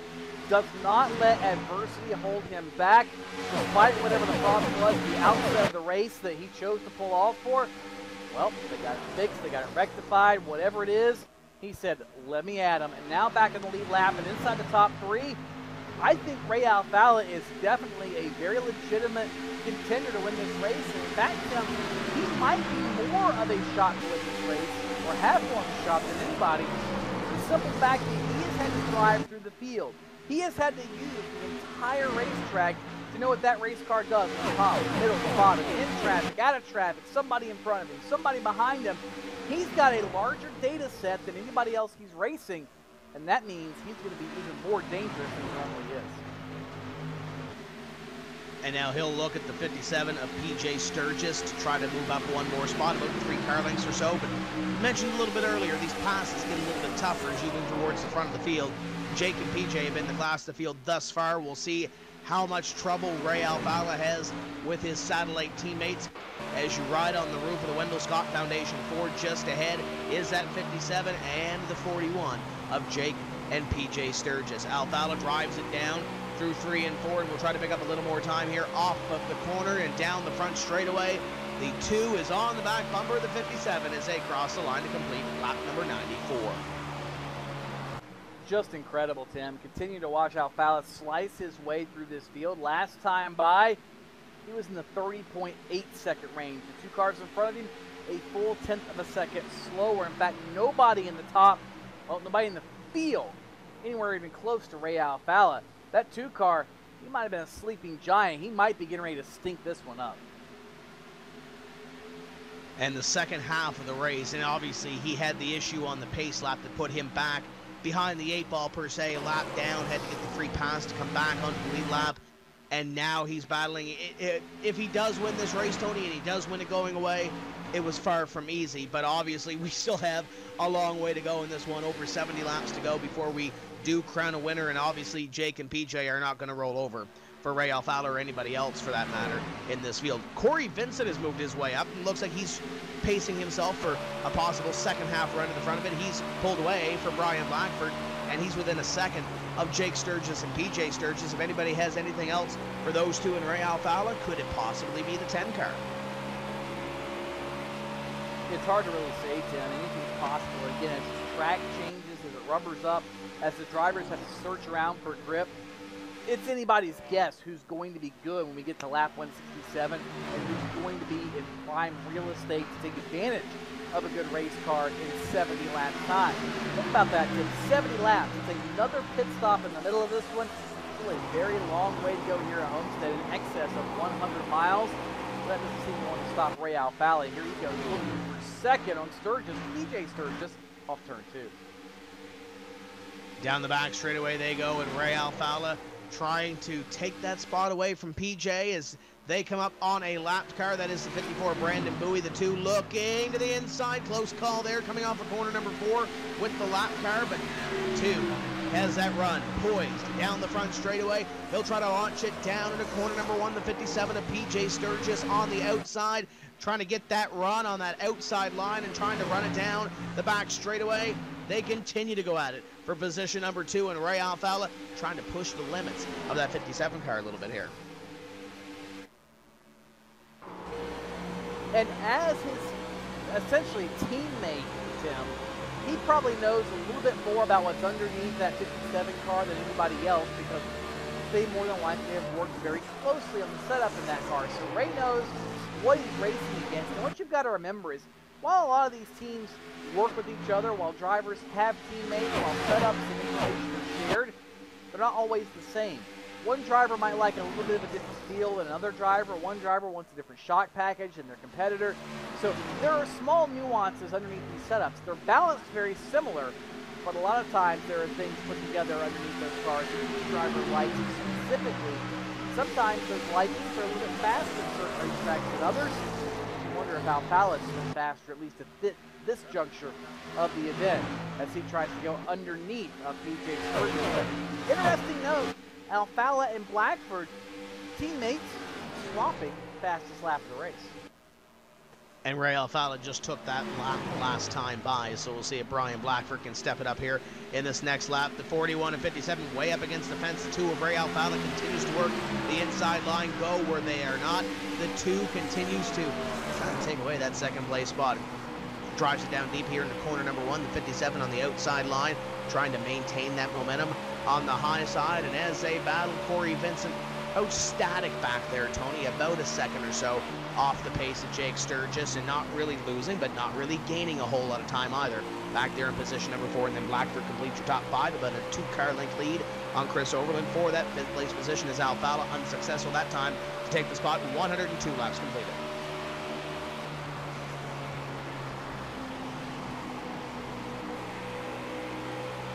So the laps continue to click down. Tim, just looking through the field, everybody really beginning to string out around the Homestead Miami Speedway.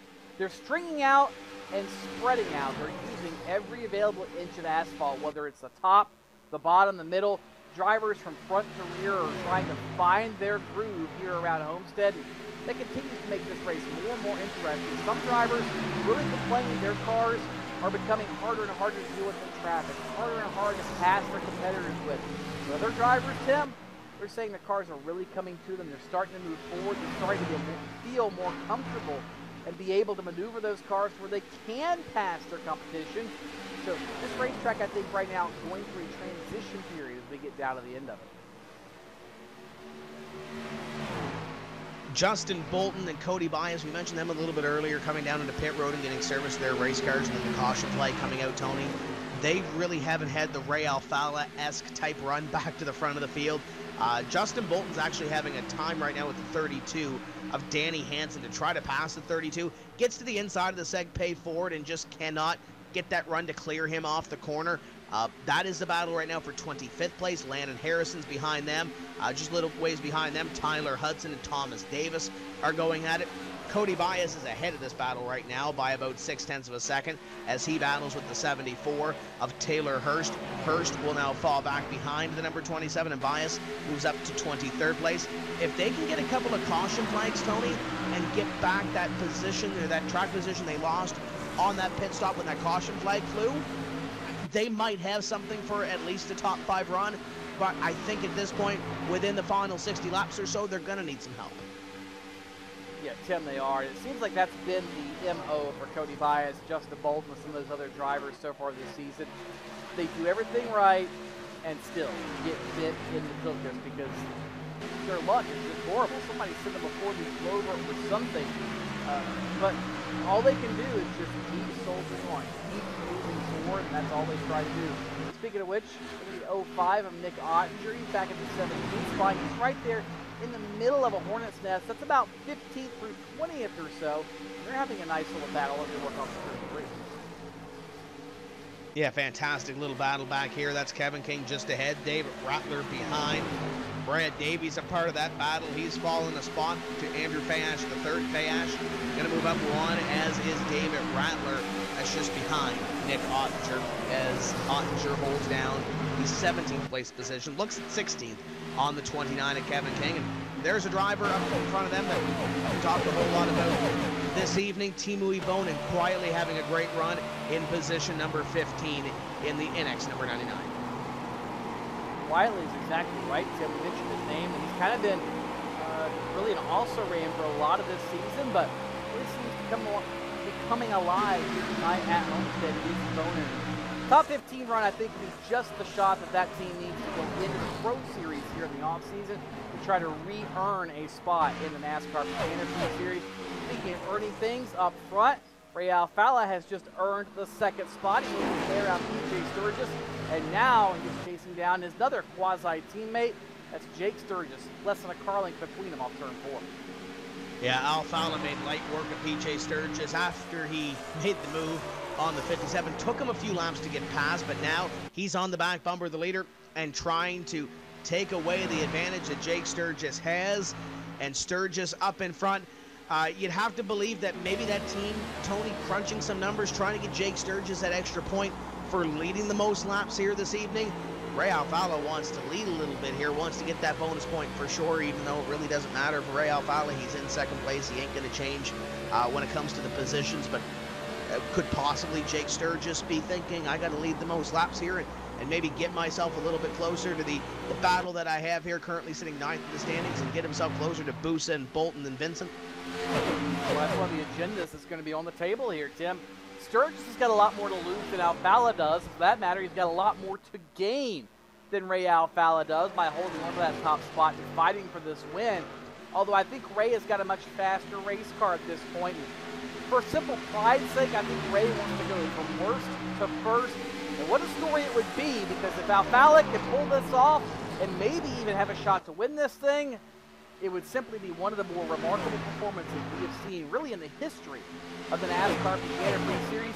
He'll nose ahead off turn number 2 with Ray Alfalla, and he should be able to complete the slide job at turn number 3. Didn't drive it in very deep. Sturgis trying to run around the outside, but that car does not rotate in the center like Alfalla's does. Side by side for the top spot, all 4. Alfalla has it at the line, officially from worst to first at the conclusion of lap number 112. Ray Alfalla, at least for one lap, the new leader here at Homestead. We'll see if Jake can get that great run off corner number 2 that we've seen off that top line the last couple of laps. And the 41 will pull even with the 2 down the straightaway. The 41 of Sturgis will try to take that momentum off 3 and 4, but look at the run. Alfalla gets in the middle of the corner, trying to slide up here at a corner number 4. Sturgis will still be hanging just barely on the right rear quarter, but Ray Alfalla will lead lap 113. It looks like Sturgis just a wee bit stronger on the outside line in this portion of the racetrack. The 2, though, what a run that Ray Alfalla got in the middle of the corner, and he'll clear the 41 down the back straightaway. 41 will take the little peek to the inside, crossover car number 2, and they'll go at it once again. We'll see if the 41 can do the same move that the 2 just did. I keep looking back at the intro, Tim. We promised racing like we've never seen a Homestead. This is the delivery of that product. Alfalla continues to hold the point, but it is not without a fight from Jake Sturgis into number 41. And Tim, I think the fact that Alfalla, watch out, hello, Alfalla was able to do that on the bottom, even though it took him 2 or 3 laps, is a testament to just how strong his race car is. Very few drivers have been able to complete passes in the fashion that Alfalla did all race long, especially as this track is rubbered up. But I think Alfalla might have one of the more dominant cars. It seems to me that team worked on 2 things: getting the car to rotate in the center and then have decent forward drive off. They're not killing forward drive, but I think they did that to not sacrifice the center and be able to rely on Ray Alfalla and his experience, his driving skill, and his right foot to give him that extra advantage he needed off the corner. Whatever the setup strategy was, it's working right now. 47 to the inside of the 33 of Brian Blackford. Chris Overland and Blackford have been battling all season long in the standings, and they're going to come down to battle for this position at the Homestead Miami Speedway. 116 completed here. Overland had the move going down into corner number 3, could not complete it on Brian Blackford, and now Blackford holding on to that spot, the 47 continuing to work on the inside. And one driver, Tony, that might have been lost a little bit in this as they continue to go side by side. Corey Vincent behind them was up in 4th place for a long while, and now Vincent is 3.4 seconds back in position number 6. So Vincent falling back here in the middle to late stages of this run. And he's got Blackford and Overland now in front of him battling for the spot. It looks like Blackford stepped up his game here in this last lap. He's now got a car length of the 47. And that's nothing surprising, Tim, because we've seen Blackford really excel as we get later and later into the runs here tonight. Overland fades slightly as we get later and later into the run. We're slowly closing in. What we anticipate will be the last stop of the night. Once they get to about lap 125 or so, they should be able to go the rest of the way. So pit stops should be forthcoming. And Tim, remember, we have not seen green flag pit stops tonight. Teams have to use, or drivers have to use, the access road into turn 3 and around turns 1 and 2 to get into and off of pit road. It's flat, it's cold, it's not rubbered up, it's a completely different feeling, and they've, with a few exceptions, not had to do it all race long. That could really spell doom, or it could spell a payday for somebody who can negotiate those access roads better than anyone else. Yeah, it's going to be very key on and off of pit road to not only trying to secure yourself a win here, or secure yourself a top 5 finish, but also for those guys battling in the point standings, those marks become magnified when you come on and off of pit road. Ray Alfala leads, has pulled away by about 0.8 of a second over Jake Sturgis. PJ Sturgis in 3rd. Blackford continues to battle with Chris Overland. They have Brandon Bowie just ahead of them in car number 54. Bowie is not on the lead lap, and Bowie is scored as 3 laps down right now in position number 35. We still have 30 drivers on the lead lap all the way back to Byron Daly in car number 93 as we work lap number 121 of 167 in the season finale at the Homestead Miami Speedway. And tell me, look back at this season, I think this season, with 46 laps or so to go, has been really, despite the fact that Kenny Humphrey has dominated this year, I think really if you look back, we've seen some of the best racing we have seen in the history of the NASCAR Peak Antifreeze Series all season long. Whether it's races for wins, for second, for championships, whatever, there have been fantastic battles on track every single week. I don't think you can point to a single race as a stunk-up race, so to speak, or a show that was quote-unquote boring. They've all been fantastic. As Brandon Schmidt is on pit road, there you see him down for service, so it looks like he feels he can make, and caution is out. Looks like we will not see green flag pit stops this time, and Brad Davies has gone for the spin cycle over in turn number 1. That puts us under caution here on lap number 122 as his Chevrolet is shortened up substantially after contact here in turn 1. Yeah, tough break for Brad Davies, and Davies coming down the front straightaway. It started off at corner number 4. You can see that thing just step out from him barely. He gets into the wall, and he fights it all the way down the straightaway into the wall, and then back up into the wall. The 6 car and the 91, I believe, get a piece as the 11 is going around. That's a really tough break for Brad Davies, and we talk about drivers who have had dismal seasons to this point, Tony. You look at Brad Davies, one of those series veterans that is probably going to fall out of this series. You're going to have to make your way through the Pro Series again if you want to get back in for 2016. We could go on and on about guys that have had tough seasons, but speaking about tough seasons, this could be the money stop here. 123, and everybody's coming down into pit road. Everybody down for service. They should, operative word being should, be able to make it from here on fuel. Tires, well, that's up to the guy in the seat, and the guy with the wheel and the pedals in front of him. See who can manage their tires the best and still have something left at the end of this run. Alfala comes in for service. Crew will jump over the wall. Right side going to go up in the air on the Wendell Scott Foundation Ford. 5 off and 5 on his Fusion. They'll drop the jack, run around to the left side. Same for Jake and PJ Sturgis, Brian Blackford, all 4 tires on this end of pit road. And everybody makes a mad rush for the end of pit lane. Alfala will win the race off, followed by Jake Sturgis and PJ Sturgis. Blackford appears to come off 4th, followed by Brad Mahar. Where did he come from? Corey Vincent, Matt Busa, Michael J. Johnson, Chris Overland, the big loser. He's next, followed by Brian Day, Evonen, Ackley, and others. So as they come off of pit road, I believe we'll take this opportunity right now to take the pit stop of our own. We work lap number 124 on the racetrack, and Ray Alfala continues to be up in front in the Wendell Scott Foundation Ford. Homestead Miami Speedway season finale for the NASCAR Peak Antifreeze Series going to come down to less than 50 laps to go after this.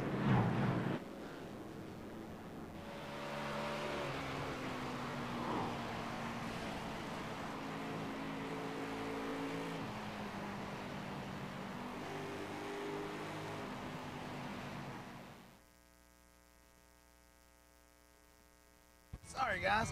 I never would have thought making duck calls would have stirred up this much excitement. No kidding. Got him coming up here. Shortcut time! That's what I'm talking about. You sure this is a good idea? Oh, yeah. I got this. I can't guarantee you how this will end, but Pete can guarantee your radiator for life. Introducing the Peak Run True Guarantee. Check it out at peakguarantee.com.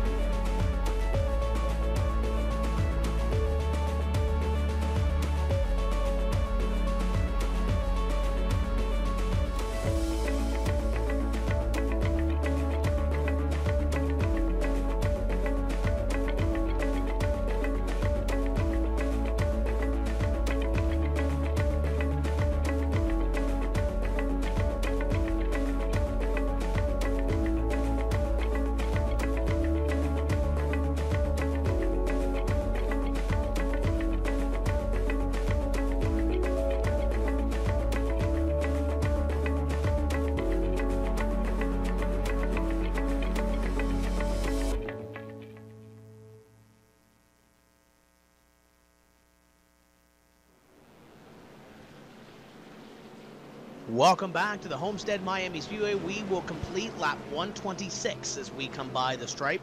41 laps to go. Ray Alfala leads Jake Sturgis, PJ Sturgis, Brian Blackford, and Brad Mahar. Your top five. Your top four from the LRM Slip Angle Motorsports satellite teams as they've been dominant so far this evening. Alfala from the back to the front, and for the first time this evening, he will lead the field back to green, and there he goes. Green flag flies. 57 car gets a great launch to the inside line as well.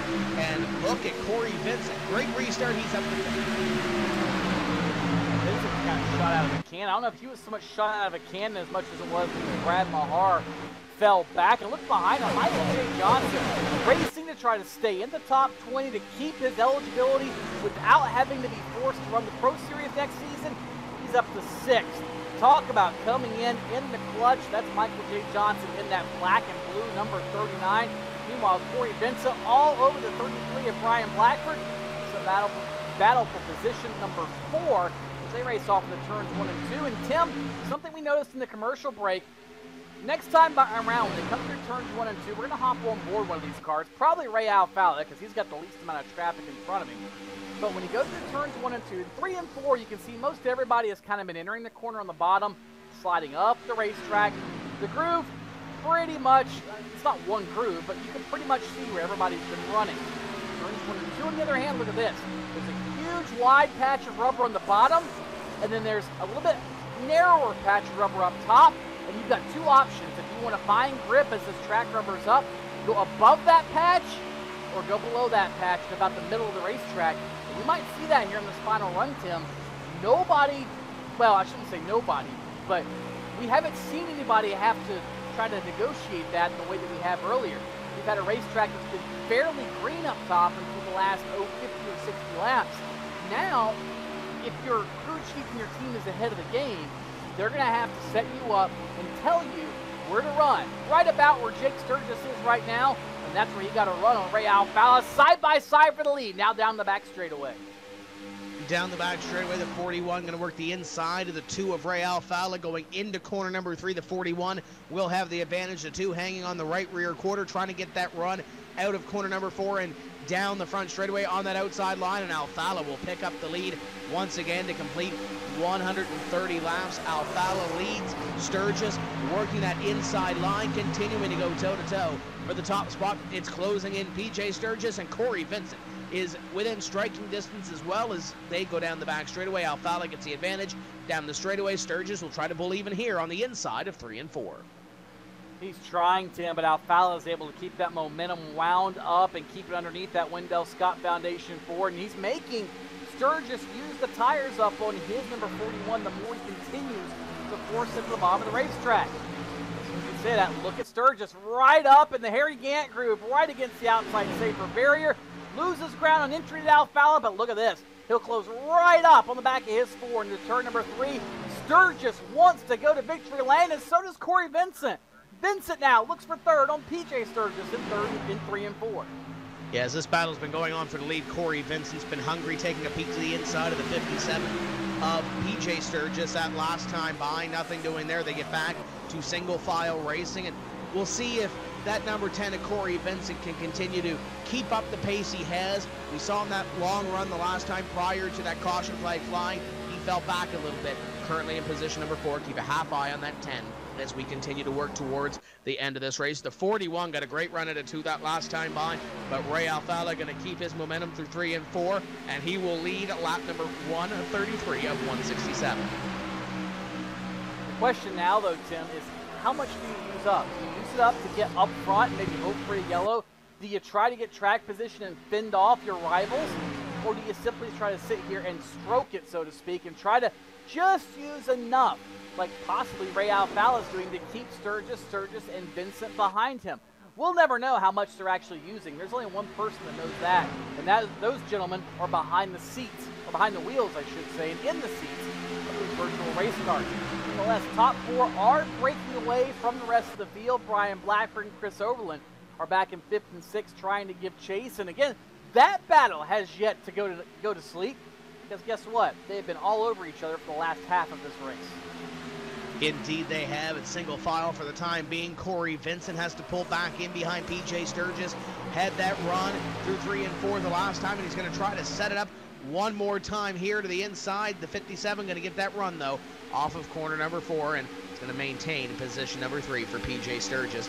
Jake Sturgis, meanwhile, continues to hound the 2 of Ray Alfala. You look back from PJ to Corey Vincent, then you can see Brian Blackford back there, Chris Overland, and back is Michael J. Johnson and Brad Mahar, and there's another battle that is not going to cease. They've been through a little bit of traffic, Tony. They battled with some other competitors, but right now it's mano a mano. Michael J. Johnson, Brad Mahar, 7th and 8th. It's amazing to me, Tim, how these battles can work their way to a race like this, and no matter whether you're running 25th or 26th, trying to outrun the guy behind you, or 1st and 2nd, trying to outrun the guy behind you, point battle, everybody seems to always step it up, and they end up racing against one guy they need to beat for whatever spot it is. It's really amazing how it all works out. You see the top 3, 1 and 2. Starting to catch him now is Blackford and Overland. Quickly, we're going to have ourselves a 6-car breakaway at the front of this field. Again, fantastic racing from first to last, all race long, no matter how all of this turns out. And only 30 laps remaining in this season as Jake Sturgis gets a great run through 1 and 2. Is it enough to take a run at Ray Alfala down the back straightaway? Nothing yet from the number 41, but had a very solid run through 1 and 2 that last time by. You ride on board with the 41, the Last Row Motorsports NX number 41 of Jake Sturgis on the back bumper of the 2 of Ray Alfala, about 3 car lengths back to his brother PJ. Corey Vincent is in 4th, and then 5th continues to be Brian Blackford as he battles with Overland, but nevertheless the 41 car trying to make a move, make something happen here on the 2 of Ray Alfala in the late stages of this one. Tony, for the most part, the top 10 is single file. Then you look back to about 11th or so where Cody Bias and Timo Ivonen and them are running, and then you start seeing the Hornet's Nest. Yeah. That is a hornet's nest, no doubt. And again, give a call to your opponent. We talked about him earlier. Splendid run for the number 99. Certainly one that he will take and put on his shoulder through this offseason. And look who else is in the middle of that. Justin Bolton, pitted earlier on a previous, or right before his caution came out, got trapped a lap down, had to get the wave around. Oh, hello, Brian Day. Speaking of cautions, he'll slide down through the grass, back up onto the racetrack, and somehow we will stay green. Oh, what a tough break and a bad stroke of luck for Brian Day. And, you know, he was battling with Cody Bias in that number 27, and that got a little bit tight for that battle. And now Cody Bias sits in position number 10, all by his lonesome. Everybody else behind got a little scare from that number 4, Brian Day, as Day will have to recuperate now, and we'll hope for a caution late in this one. And behind them, Justin Bolton picks up a spot on the 09 of David Rattler to move him up one more spot. That'll be 12th spot for the number 36 of Bolton. As you mentioned before, he and Bias had that caution flag catch them at the wrong time, and Bias now up in the top 10. Bolton trying to do the same, move up a little bit closer. And Brian Day, speaking of good runs, was up in 10th when that happened, Tim. One of his better runs of the season for the Gale Force Racing team. They've really started to turn things around, led by Nick Ottinger, who picked up a couple of wins in the second half of the year. In fact, back-to-back wins at Watkins Glen and Indianapolis. But just haven't had the luck the last couple of races. I know they are certainly looking forward to 2016. As you look further back at Overland and Blackford, that's the battle for 5th and 6th. At the moment, Blackford has it. Overland wants it. They're all trying to get around Corey Vincent, who rides 4th. And Vincent is falling back a little bit here. Short run car by the looks of it compared to what we've seen before out of that number 10 team, and trying to hold on right now to position number 4 as we come down to the late laps. Just over 20 laps to go in this race, and the 33 and 47 continue to be side by side. The double clutch Menards, 47 on the inside of the 33 of Blackford as they come across the stripe. Blackford will lead by about 3/4 of a car length. That 3/4 of the car length is gone as Overland gets in big corner. But look at this. Watch Blackford. Takes that momentum on the outside of the racetrack. He'll motor past Chris Overland and nearly clear him back at the turn number 3. Fantastic. We've said it 100 times. Fantastic racing around the speedway here at Homestead. I'm kind of bummed, Tim. This race is closing in on its completion. Only 3 laps to go in this one. It's just getting down to where it's really, really good. Yeah, it's getting down to be really good. They have some close battles here throughout the field. We mentioned 4th, 5th, and 6th, and I say 4th because Corey Vincent now is under fire from Brian Blackford. Blackford tries to take that peak underneath in car number 33, the 47 of Overland. I think he senses that the 33 might be trying to make a move and trying to follow him through as it does happen, as the 33 of Blackford continues to stalk the 10. We had to change her position back behind them just a few moments ago as Brad Mahar and Michael J. Johnson continue to go at it. Brad Mahar picked up a spot, and if they continue to battle in front of them and Brad Mahar can step his game up a little bit, he might be up here as they go side by side now with the 33 and the 10.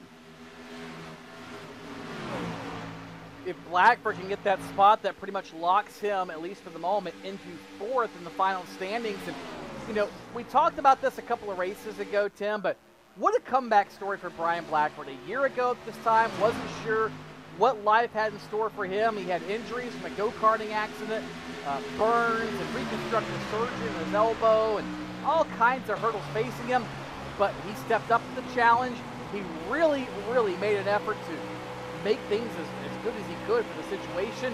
And even if he ends up in 5th, it's still a fantastic story for Brian Blackford, as here comes Chris Overland down to the inside.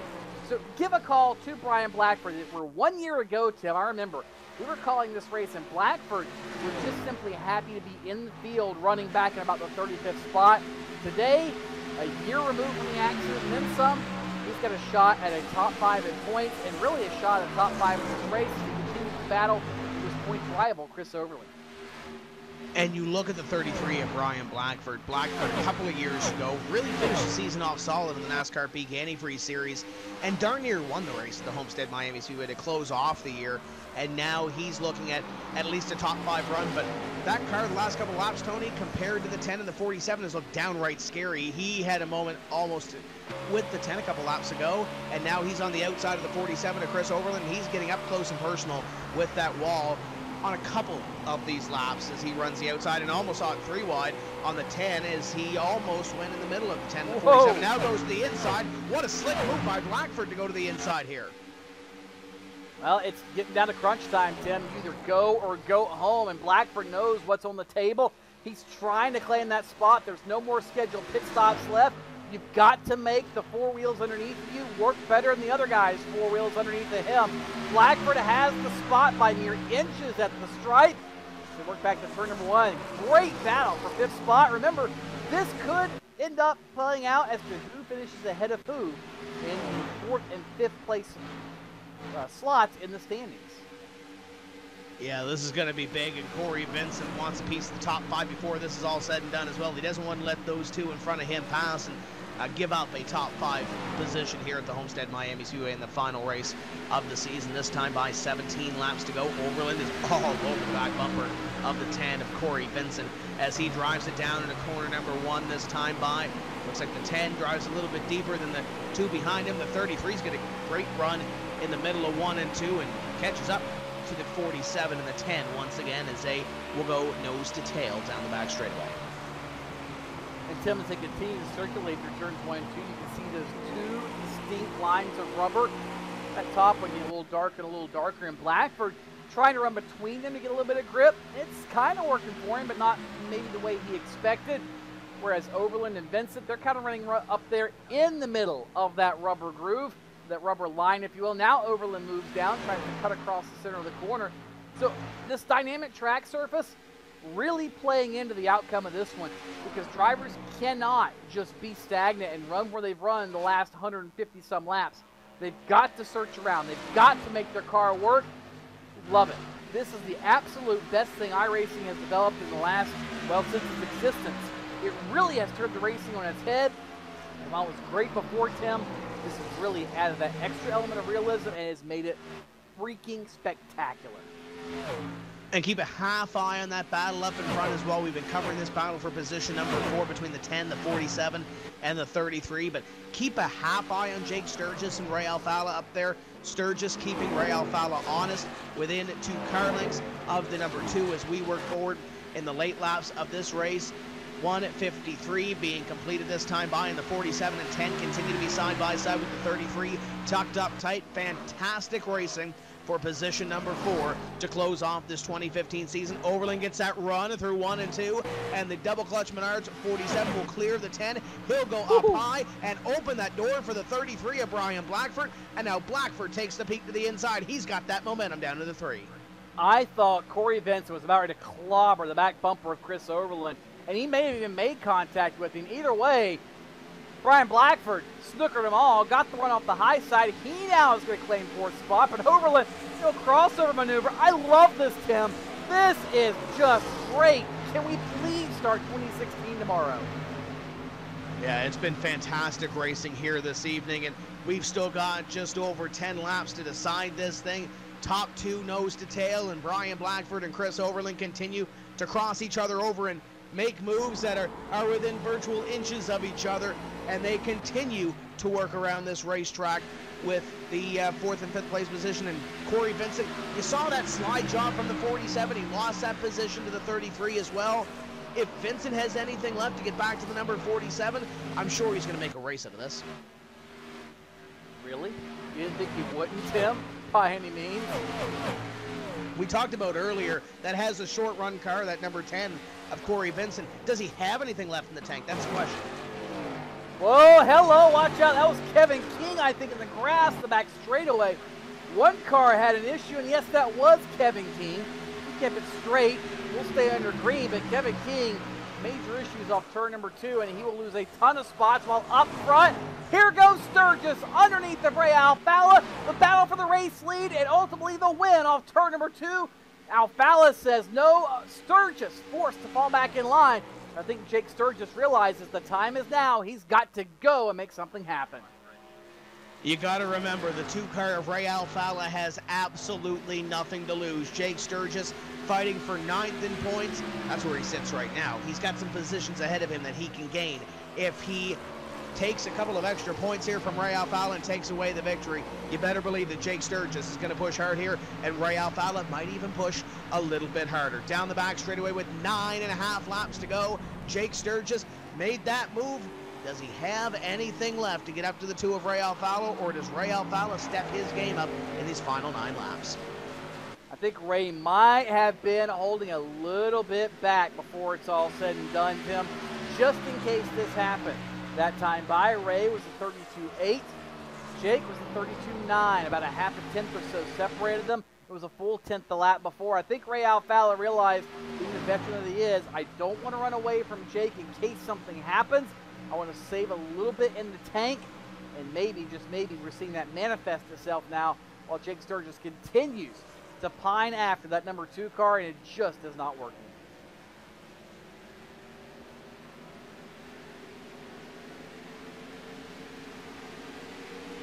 Michael J. Johnson sits in position number 9 right now, and he's going to need a little bit of help in the late laps in order to take away a top 20 spot in the standings, racing with Nathan Wise. And Wise has been, since almost the onset of this race, he's had damage on his race car.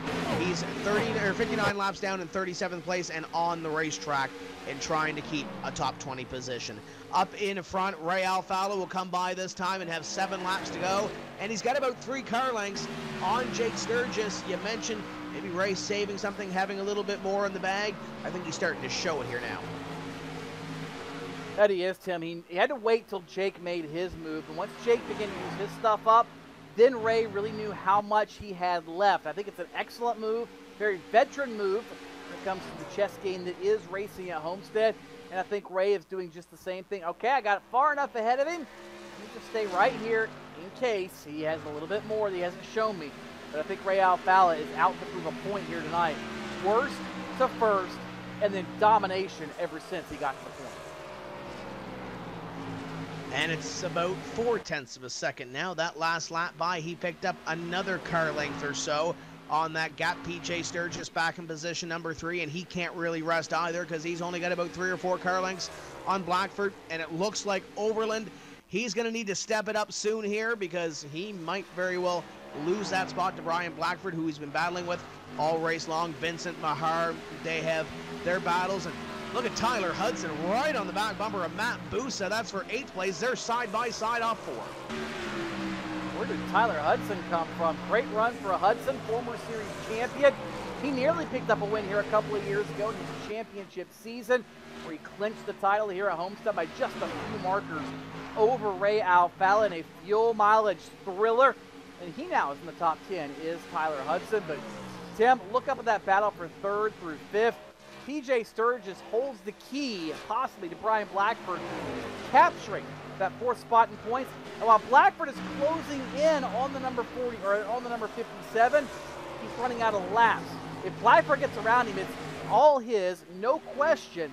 But you know that Sturgis wants to finish 3rd spot, and of course, keep in mind as well, Blackford is not really a teammate. He's part of that alliance between Lasser Motorsports as well as Slip Angle. As you watch that battle, I continue to watch the battle between the 34 and the 01. I know it's coming down to the checkered flag, but that 01 nearly bought the farm a couple laps ago off corner number 2, got sideways almost in the grass on the back straightaway. The 34 on the outside, the 01 on the inside, and it looks like the 01 might pick up that spot. You right on the roof of Brian Blackford. As you look at the 57 car now on the outside, what a run the 33 has got in these last couple laps. They are side by side for position number 3 down the back straightaway. Huge point implications for the 33 if he can get up and pass his 57 car. He's going to try the slide job. He might be able to clear him off turn number 4. Brian Blackford, no surprise, that car has really come on strong late in the runs here this evening. And this is exactly where we're at. Late in the runs, late in the race, and very, very late in the 2016 season. Blackford trying for that extra point money up for grabs. If he can get by PJ Sturgis. All the while, Kenny Humphrey's got a championship in the bag as he sits on pit road. And Ray Alfala will work his way off turn number 4. White flag in the air for Florida's own, and then Wendell Scott Foundation Ford. 1 lap between him and victory number 4 this season. That battle for third continues to heat up as they take the white flag. The 57 of PJ Sturgis, little bit sideways these last couple laps. You can see him fight the rear end of that race car. There goes the 33 to the inside. Brian Blackford is going to have a shot at position number 3, coming down the back straightaway for the final time. Meanwhile, up in front, car number 2 of Ray Alfala will round corners number 3 and 4. And if he can keep this thing straight at a corner number 4 and drive it down the front straightaway, he'll win his 4th race of the NASCAR Peak Antifreeze Series for 2015. Checkered flag on Ray Alfala. Sturgis in 2nd, and 3rd is going to belong to PJ Sturgis. Blackford in 4th, and Chris Overland in position number 5. And that battle back there for 8th that we covered late in the race, it was Tyler Hudson finally taking that spot over Matt Busa. Ray Alfala will come home with the 4th win of his season. Fantastic season for him, but it is Kenny Humpy taking home the NASCAR Peak Antifreeze Series title. And Kenny Humpy, not the way he wanted to end it, and it doesn't look like, I don't see him on the racetrack. I think he's already pulled it back into the virtual hauler. So Humpy will be celebrating here in just a few moments' time, I'm sure, down on the virtual pit road. Alfala lights it up here, and he celebrates his 4th win of the year.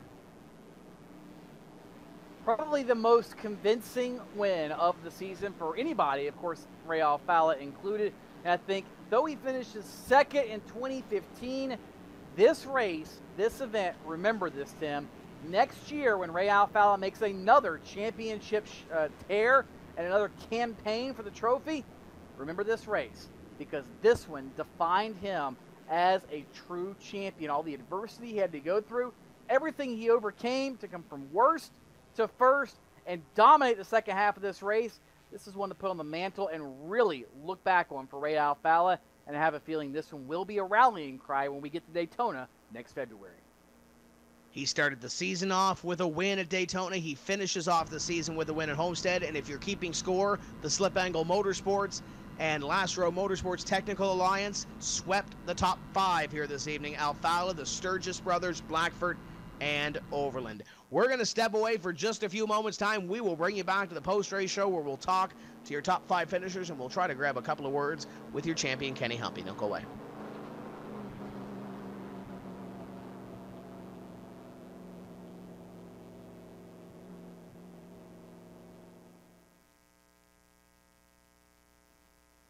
Sorry, guys. I never would have thought making duck calls would have stirred up this much excitement. No kidding. Got him coming up here. Shortcut time! That's what I'm talking about. You sure this is a good idea? Oh, yeah. I got this. I can't guarantee you how this will end, but Pete can guarantee your radiator for life. Introducing the Peak Run True Guarantee. Check it out at peakguarantee.com.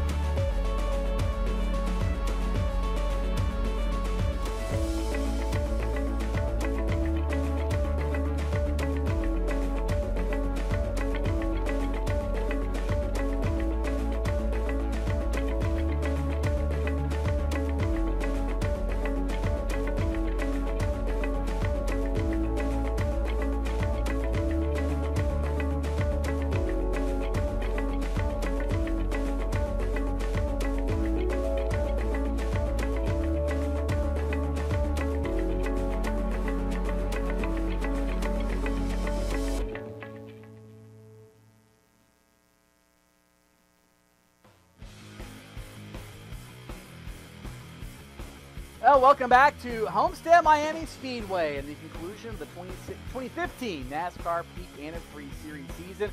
We've got a lot of cool stuff coming up. Obviously, we're going to talk the top 5. We've got a really neat presentation and a neat moment or two with Kenny Humphrey coming up here after the top 5 interviews, so stay tuned. You don't want to miss any of it. Some extra little nuggets the guys at PSR TV have worked on here in the last couple of weeks to make Kenny Humphrey's championship as special as some would argue it should be.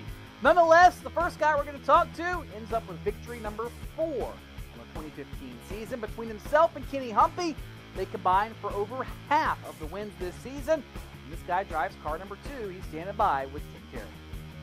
And Ray Alfalla had to come from the back of the field. It'll go down on paper as starting in position number 6. But Ray, before we get to the charge to the front, what happened on the grid and on the warm-up lap to put you back there? I don't want to talk about it. No, just kidding.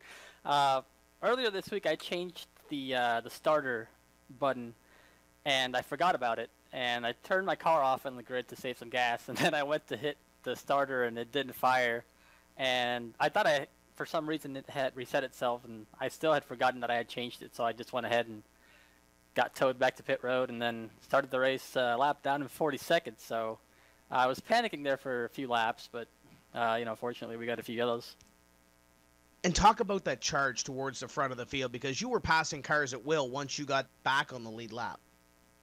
Yeah. We, as usual, we had no idea how fast our car was. We practiced with our teammates, which we all swept the top 5. First time we've ever done that. We've come close a few times, but so when you're practicing against your teammates, I thought Jake was going to win the race hands down. He was absolutely amazing in practice, and I was kind of struggling a little bit, and finally figured it out in the race, I guess.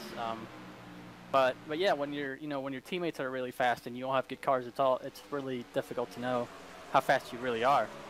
But it was a lot of fun. When I was back there a lap down, it was like, man, this is a shame that these positions aren't counting. But we finally got back on the lead lap, and I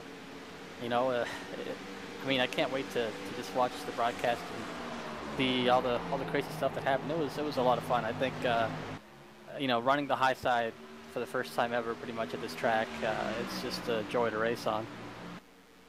And with all the grooves changing, you made your way to the front of the field. And then Jake Sturgis at the end of the race gave you a run for your money. Talk about the battle with the number 41 there in the late laps.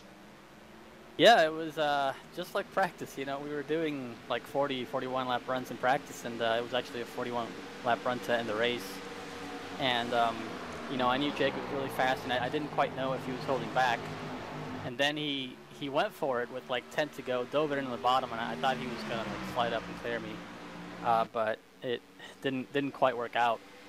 But before I go, of course, I have to thank the Wendell Scout Foundation and everyone on Slip Angle, Stephanie Lesentine, crew chiefing. She makes last-second adjustments when I'm yelling out for them right before pit road. Brandon Wright spotting.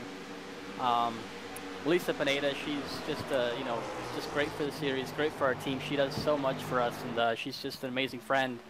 And everyone on Lastro, we formed this alliance after Daytona, and it's been, I think, one of the better decisions we've ever made. Joey Brown helped a lot with setups, PJ helped a lot with setups, and everybody just chimed in and worked together. It's a really, really awesome group of people to hang around with. And I'm really, really happy that we finally, we swept the top 5. We were up there contending, and also got to say congrats to my teammate Brian Blackford. I think he finished 4th in points, just edged out Chris there, and that's his best effort in the series and the best he's ever run. So we have all the momentum on our side, and already 2016 can't. It's going to be a long off season, because when you're running well, you want to run every week. And the last 3 years, this is going to be your 3rd consecutive runner-up finish in this series, but you did everything but win the championship this year. 4 wins. Obviously, Kenny Humphrey had a dominant season, but you have to be happy with your season as a whole.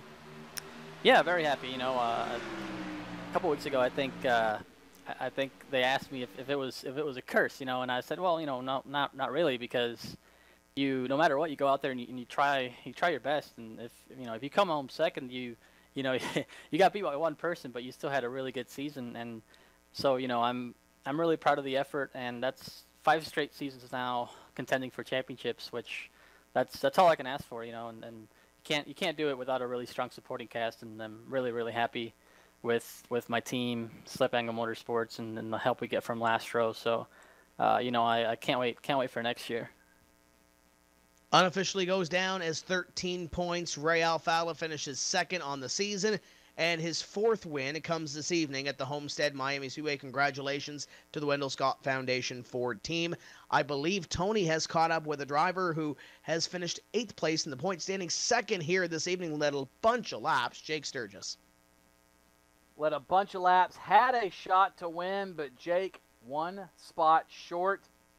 The sad part is if you picked up the win, you'd have vaulted yourself up another spot in points. It was that close for position number 7. But first off, talk about the race itself. That race car looked like it was on rails. Could you have asked for a better piece, or were there things that maybe you wish you changed or you had wished that you did change when you took the green flag? No, I think we had it pretty much dead on where we wanted it. We didn't really know what the track was going to do. We'd never run a race like that before in our lives. It was really different. Could tell the outside lane was good. The first few laps, I was able to go up there, get a good run down the backstretch, make a few passes early on, and get out to the lead. And I really overdrove it there that first run, so I was glad to see that caution. My right front tire was not doing too good, but setup was really good. I think I over-adjusted on it. I was a little too loose that last run for sure.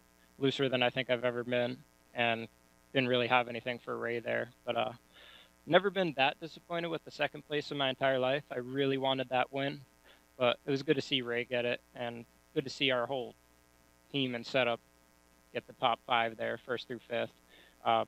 Pretty sure it was clear who had the fastest car out there. It was really good. It was really interesting, though, with the dynamic track.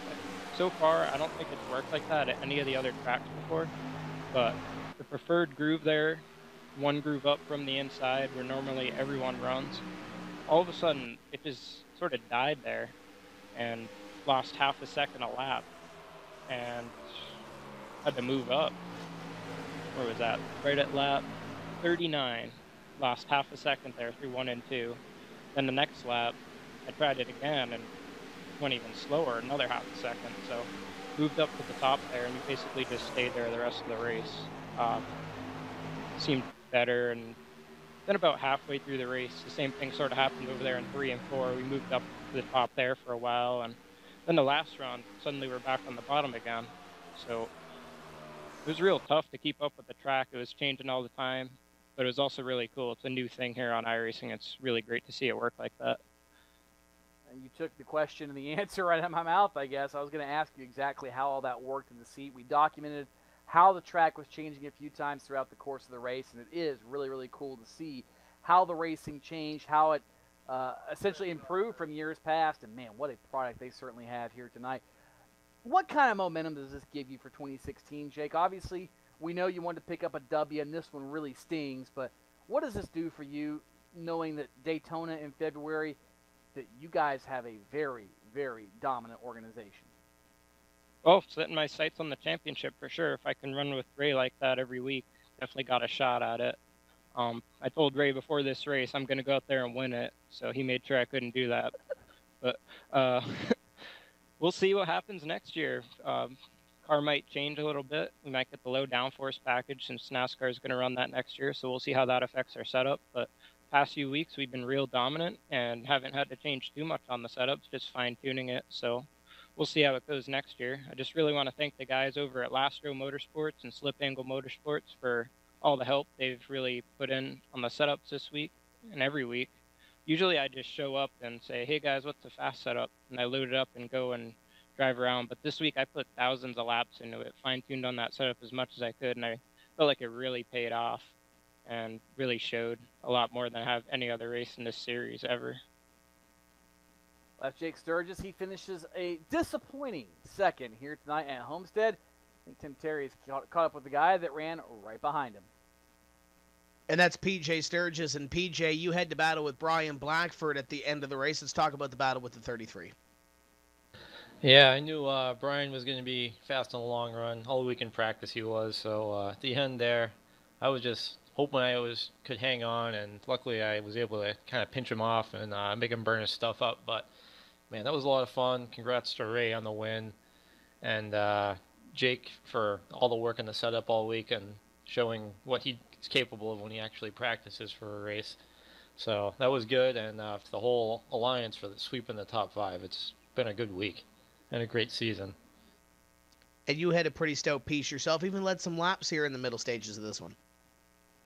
Yeah, on that run, I told Jake on TeamSpeak, I was like, how would you just back off and let me lead the lap here so I get the bonus point? So he was nice enough to do that. So he was good on pace all week. I mean, he can wheel it. So that was a lot of fun. And most of all, P3 in the race, P3 in points. This is far beyond my expectations coming into this season.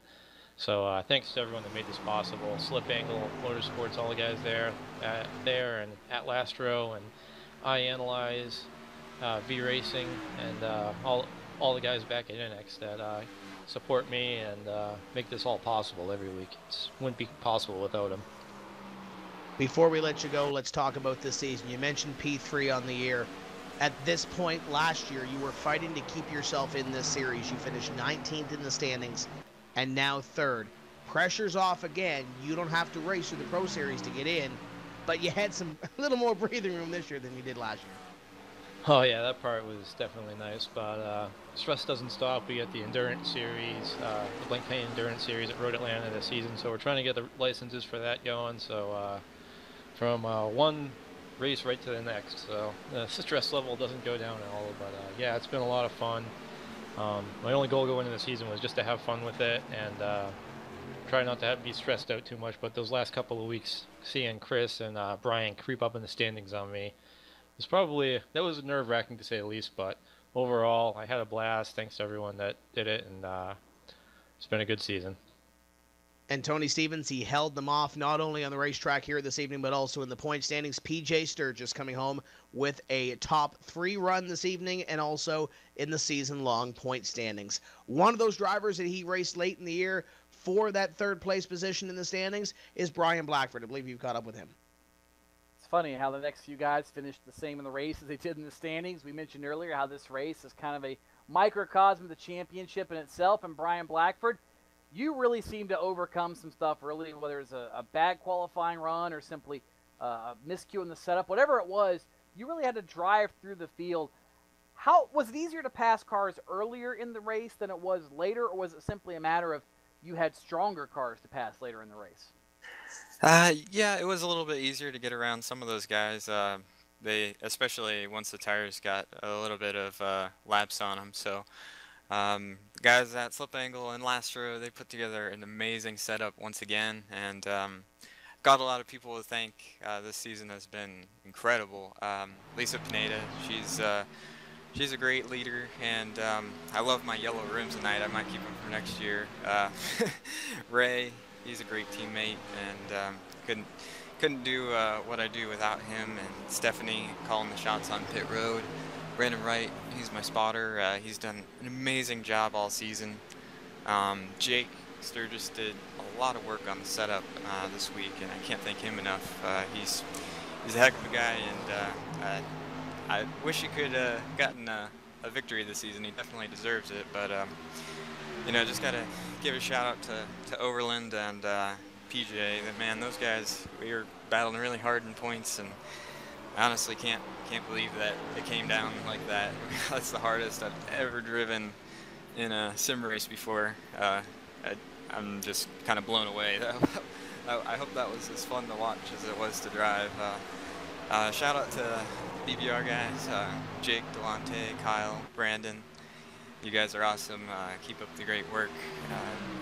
JJ, Veronica, Julio, you guys have been awesome supporters and fans throughout the season. And shout out to Trey Davis. He's still undergoing treatment.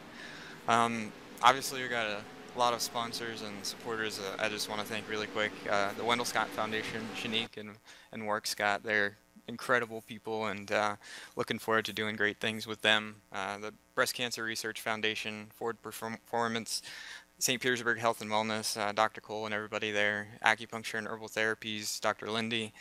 He's one of my heroes. Phoenix Society for Burn Survivors, Amy and Mara, they're great people. So we might be attending a conference here in the end of the month. So I'm really looking forward to that. The Edible Peace Patch, Stem Simex, and Snow Cone Productions. It's great to have a lot of great partners and that have the same values as we do. Obviously, iRacing, NASCAR, Peak, and all you guys at PSR TV for putting on these great broadcasts. I really have a great time watching them after the race is over, and I'm sure this one's going to be very exciting to watch. And this year we were able to complete every single lap that was run this season. Unfortunately, Kenny, he had some trouble tonight, but he was the only guy who had run every other lap. So fortunately, I was able to have a clean race, and we completed all the laps this season. And Overland was second. He completed all but one, so we were having a little. Why do you have to bring it up? We were having a great time battling for that prestige. So it's a great season, and I'm so excited. This is great. I can't wait till next season. That's Brian Blackford. He finishes 4th here tonight, not only in the race, but in the point standings as well. And Tim, I'm staring at you. You've got Chris Overland, who just stole your microphone a second ago. Well, let's talk to Chris Overland. You had a fantastic season, but man, this looked fun today out at Homestead. Oh, it was a blast. There's nothing more fun than being able to move around lines and being able to actually see who the best driver is amongst a team. And I feel like today we hit on the setup. Slip Angle Motorsports, Last Row Motorsports swept the top 5, which is incredible. But we all drove the same thing, give or take real minor adjustments. So it was all about who was the better driver there at the end. And I drove as absolutely hard as I've ever driven in my life, and I could not catch Blackford. So congrats to him on 4th place. Tried doing everything I could, lead some laps to try to grab 4th there. It's just not enough. I'm going to tell you what, though, for most of that run, you kept that 33 car honest. I tried. I know that Blackford's a good competitor, and he's clean. He knows what he's doing. Real nice guy. I have nothing against him. Me and him are great friends off the track as well. But when it comes to on-track competition, me and him go neck and neck, and he's one of the only people I can trust. So I gave it my all, and I'm glad he could handle it. And he ended up victorious, which is a little unfortunate for us, but it doesn't hurt to see a friend grab some cash. You have to really be happy with your season, though. You move up 1 spot compared to last year. You're going to move up to 5th place in the points. Obviously, the 1 point out of 4th, but 5 top 5 finishes. Average finish of 14th. You really have to be happy with your season as a whole. I mean, we just keep getting better every year, and that's what I keep trying to do. And with this new dynamic track surface, we knocked out 3 top 5s in a row and had a shot to win. Basically every race the past 3 weeks. So I'm really looking forward to next season. Slip Angle Motorsports and Last Row Motorsports, hopefully we'll be able to work out something to where we can work together next year as well, because the second half of the season I feel like we've been unstoppable. And congrats to Kenny, all due respect to him, he still won the championship, but second half of the season, Ray, with 4 top 2s, it just goes to show how much effort and how strong we were at the end of the year. Now, the end of the year ends strong. Are we going to come back and win a championship here in 16? If every race is like that, it's going to be real hard, but we're going to go for it. There have been a couple races this year where we could have got some way better finishes than we ended up getting. Richmond, Indianapolis, for example. So hopefully we just are able to, I say this every year, but minimize mistakes and just capitalize on other people's misfortune, and I'm not ruling it out. Just want to thank all the guys in the double clutch, Menards, Chevrolet here, all the guys at Last Row Motorsports, Joey Brown, just everybody who helps. I know I'm forgetting some people, but blame it on my head, not my heart. And that's Chris Overland coming home in position number 5 here this evening and 5th place in the point standings. I believe Tony Stevens has caught up with our 2015 NASCAR Peak Antifreeze Series champion and a car that looks less than stellar after tonight at Homestead, Kenny Humpy. Well, we wondered aloud, many times throughout the season, when would Kenny Humpy have bad luck? When would the misfortune come that would set him back in the points and bring him back down to earth? Well, the answer has been the last couple of weeks. The problem is it was already determined at that juncture. So Kenny Humpy, the bad luck played out when it needed to. First off, tell us about what happened off of turn number 2 that put you out tonight. Yeah, I have to apologize really a lot to Taylor Hurst there for getting into him, because he seemed to have a really good car there, and he had a run off me off on turn 2 on the top there. And as I was coming out of 2, there's some pretty big bumps coming out of 2. If you hit them just right, it kind of sends your car straight. And I just kind of got into those bumps. I looked back at the replay there. I wasn't even kind of on the gas all the way. I was just kind of rolling into it still. And unfortunately, I caught that bump, and it just went straight into him. And I have to apologize to him for that, because he looked like he had, once again, a pretty good car. Unfortunately, it shot you to the inside wall, destroyed your chances of a good run tonight. But as we said, it didn't matter. Points had already taken care of themselves. The last few races, it's kind of been in your head, I'm sure. And now it's done. It's over. You don't have to worry about anything until February.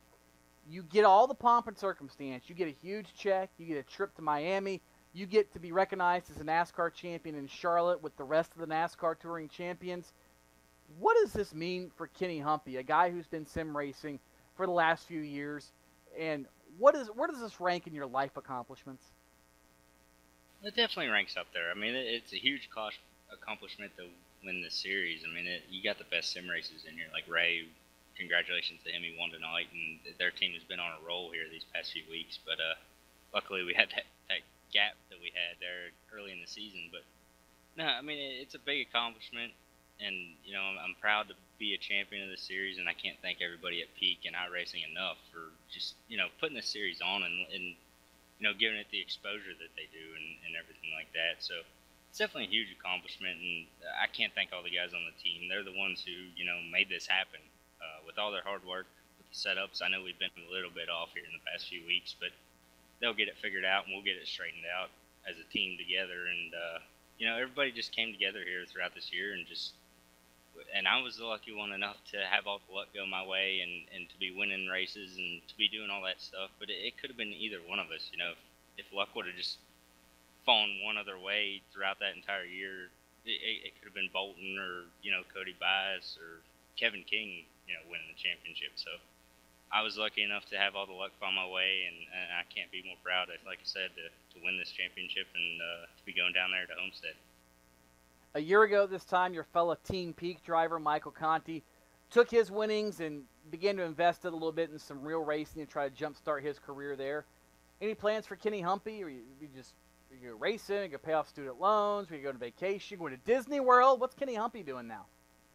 You know, if the real racing opportunity ever did arise, I'd definitely take that chance. But as of right now, you know, it just all depends on circumstances. You know, if that opportunity does arise and you know, I get a chance to do something, maybe that is something that I could kind of venture out into. But you know, right now I don't really have any plans. Like you said, just pay off some student loans. It's definitely going to help with that. And you know, just moving forward, just I don't know, you know, just to kind of be happy and take the winnings, I guess.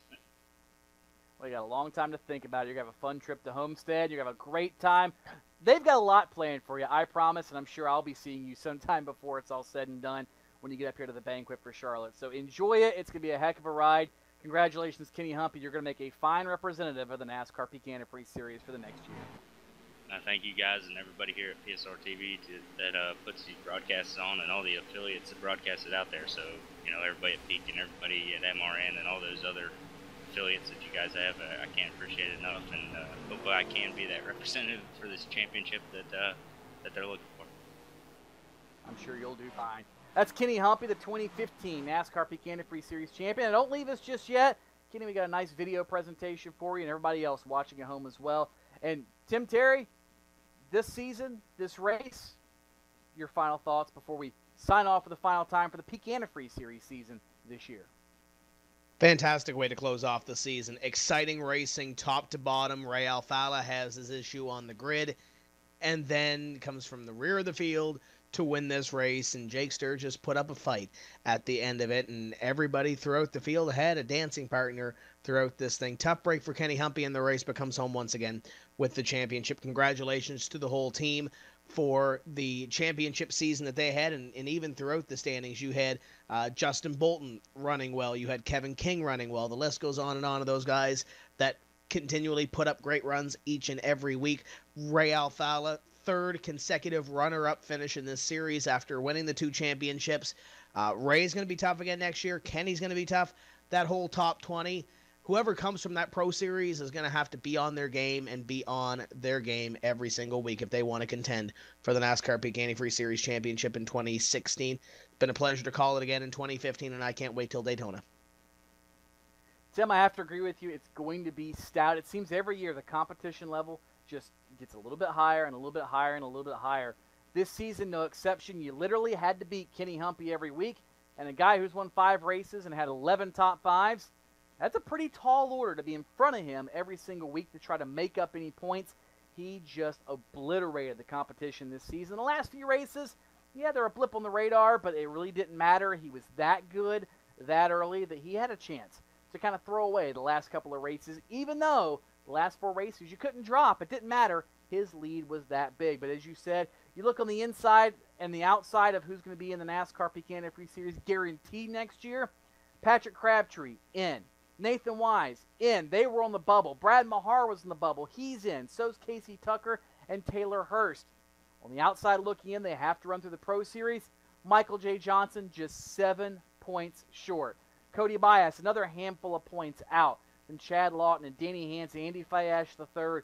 5 of the drivers are going to have to come through the Pro Series. Byron Daly, another one that's going to have to do it. So many drivers are going to have to fend for their virtual racing lives in this offseason, and it's going to be fun to see who comes out of it all as victorious, or at least in a spot to run the 2016 NASCAR Peak Antifreeze Series season. It's been great to be part of it all season long. And don't forget, we'll still have updates and things on Fans Choice TV throughout the next coming days. And you never know what else might pop up there if Kenny Humpy comes to town, or who knows where we'll go with cameras and people.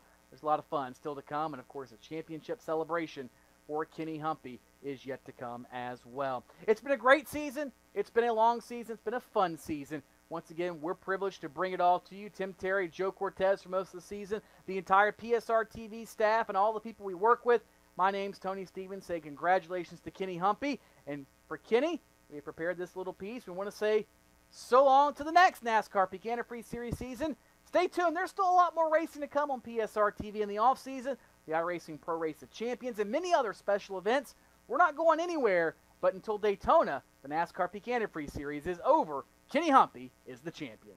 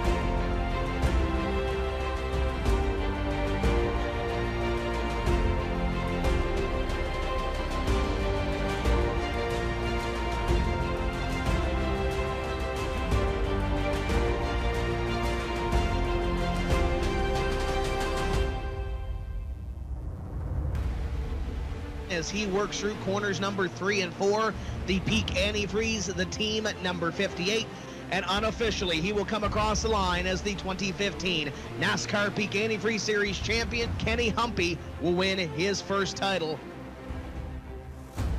This is what it's all about, Tim. Simply put, now look at Ottinger and Humpy. Ottinger running defensively, Humpy following every bit in his tire tracks. Side by side going into turns 3 and 4. Humpy's got the advantage, but Ottinger's not going to he got into him! Ottinger gets into the 58, turns right into him, and that ends Ottinger's run. Kenny Humpy will go to victory lane. Kenny Humpy now looks for the lead. on Nick Ott. Just your working lap, number 61, closing in on the halfway point. At a corner number 4, checkered flag in the wind, and for 2 weeks in a row, it's going to go to Kenny Humpy in car number 58. Pace car off, and Humpy's gone. Green flag flies. What a flying start for that number 58. Kenny Humpy has a 3-second advantage over the rest of the field. We've only completed 42 laps, and that 58 car is hauling the mail.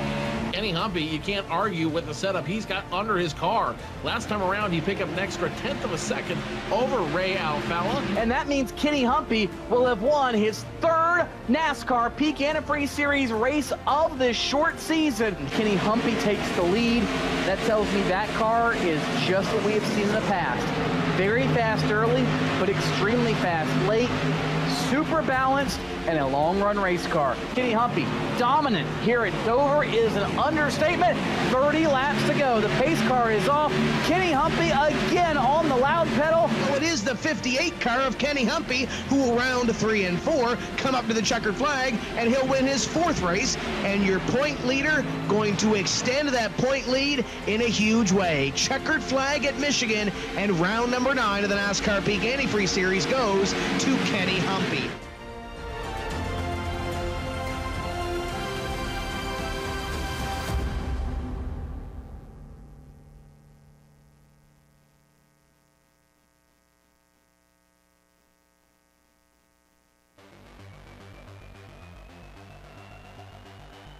Corey Vincent on the hammer, green flag.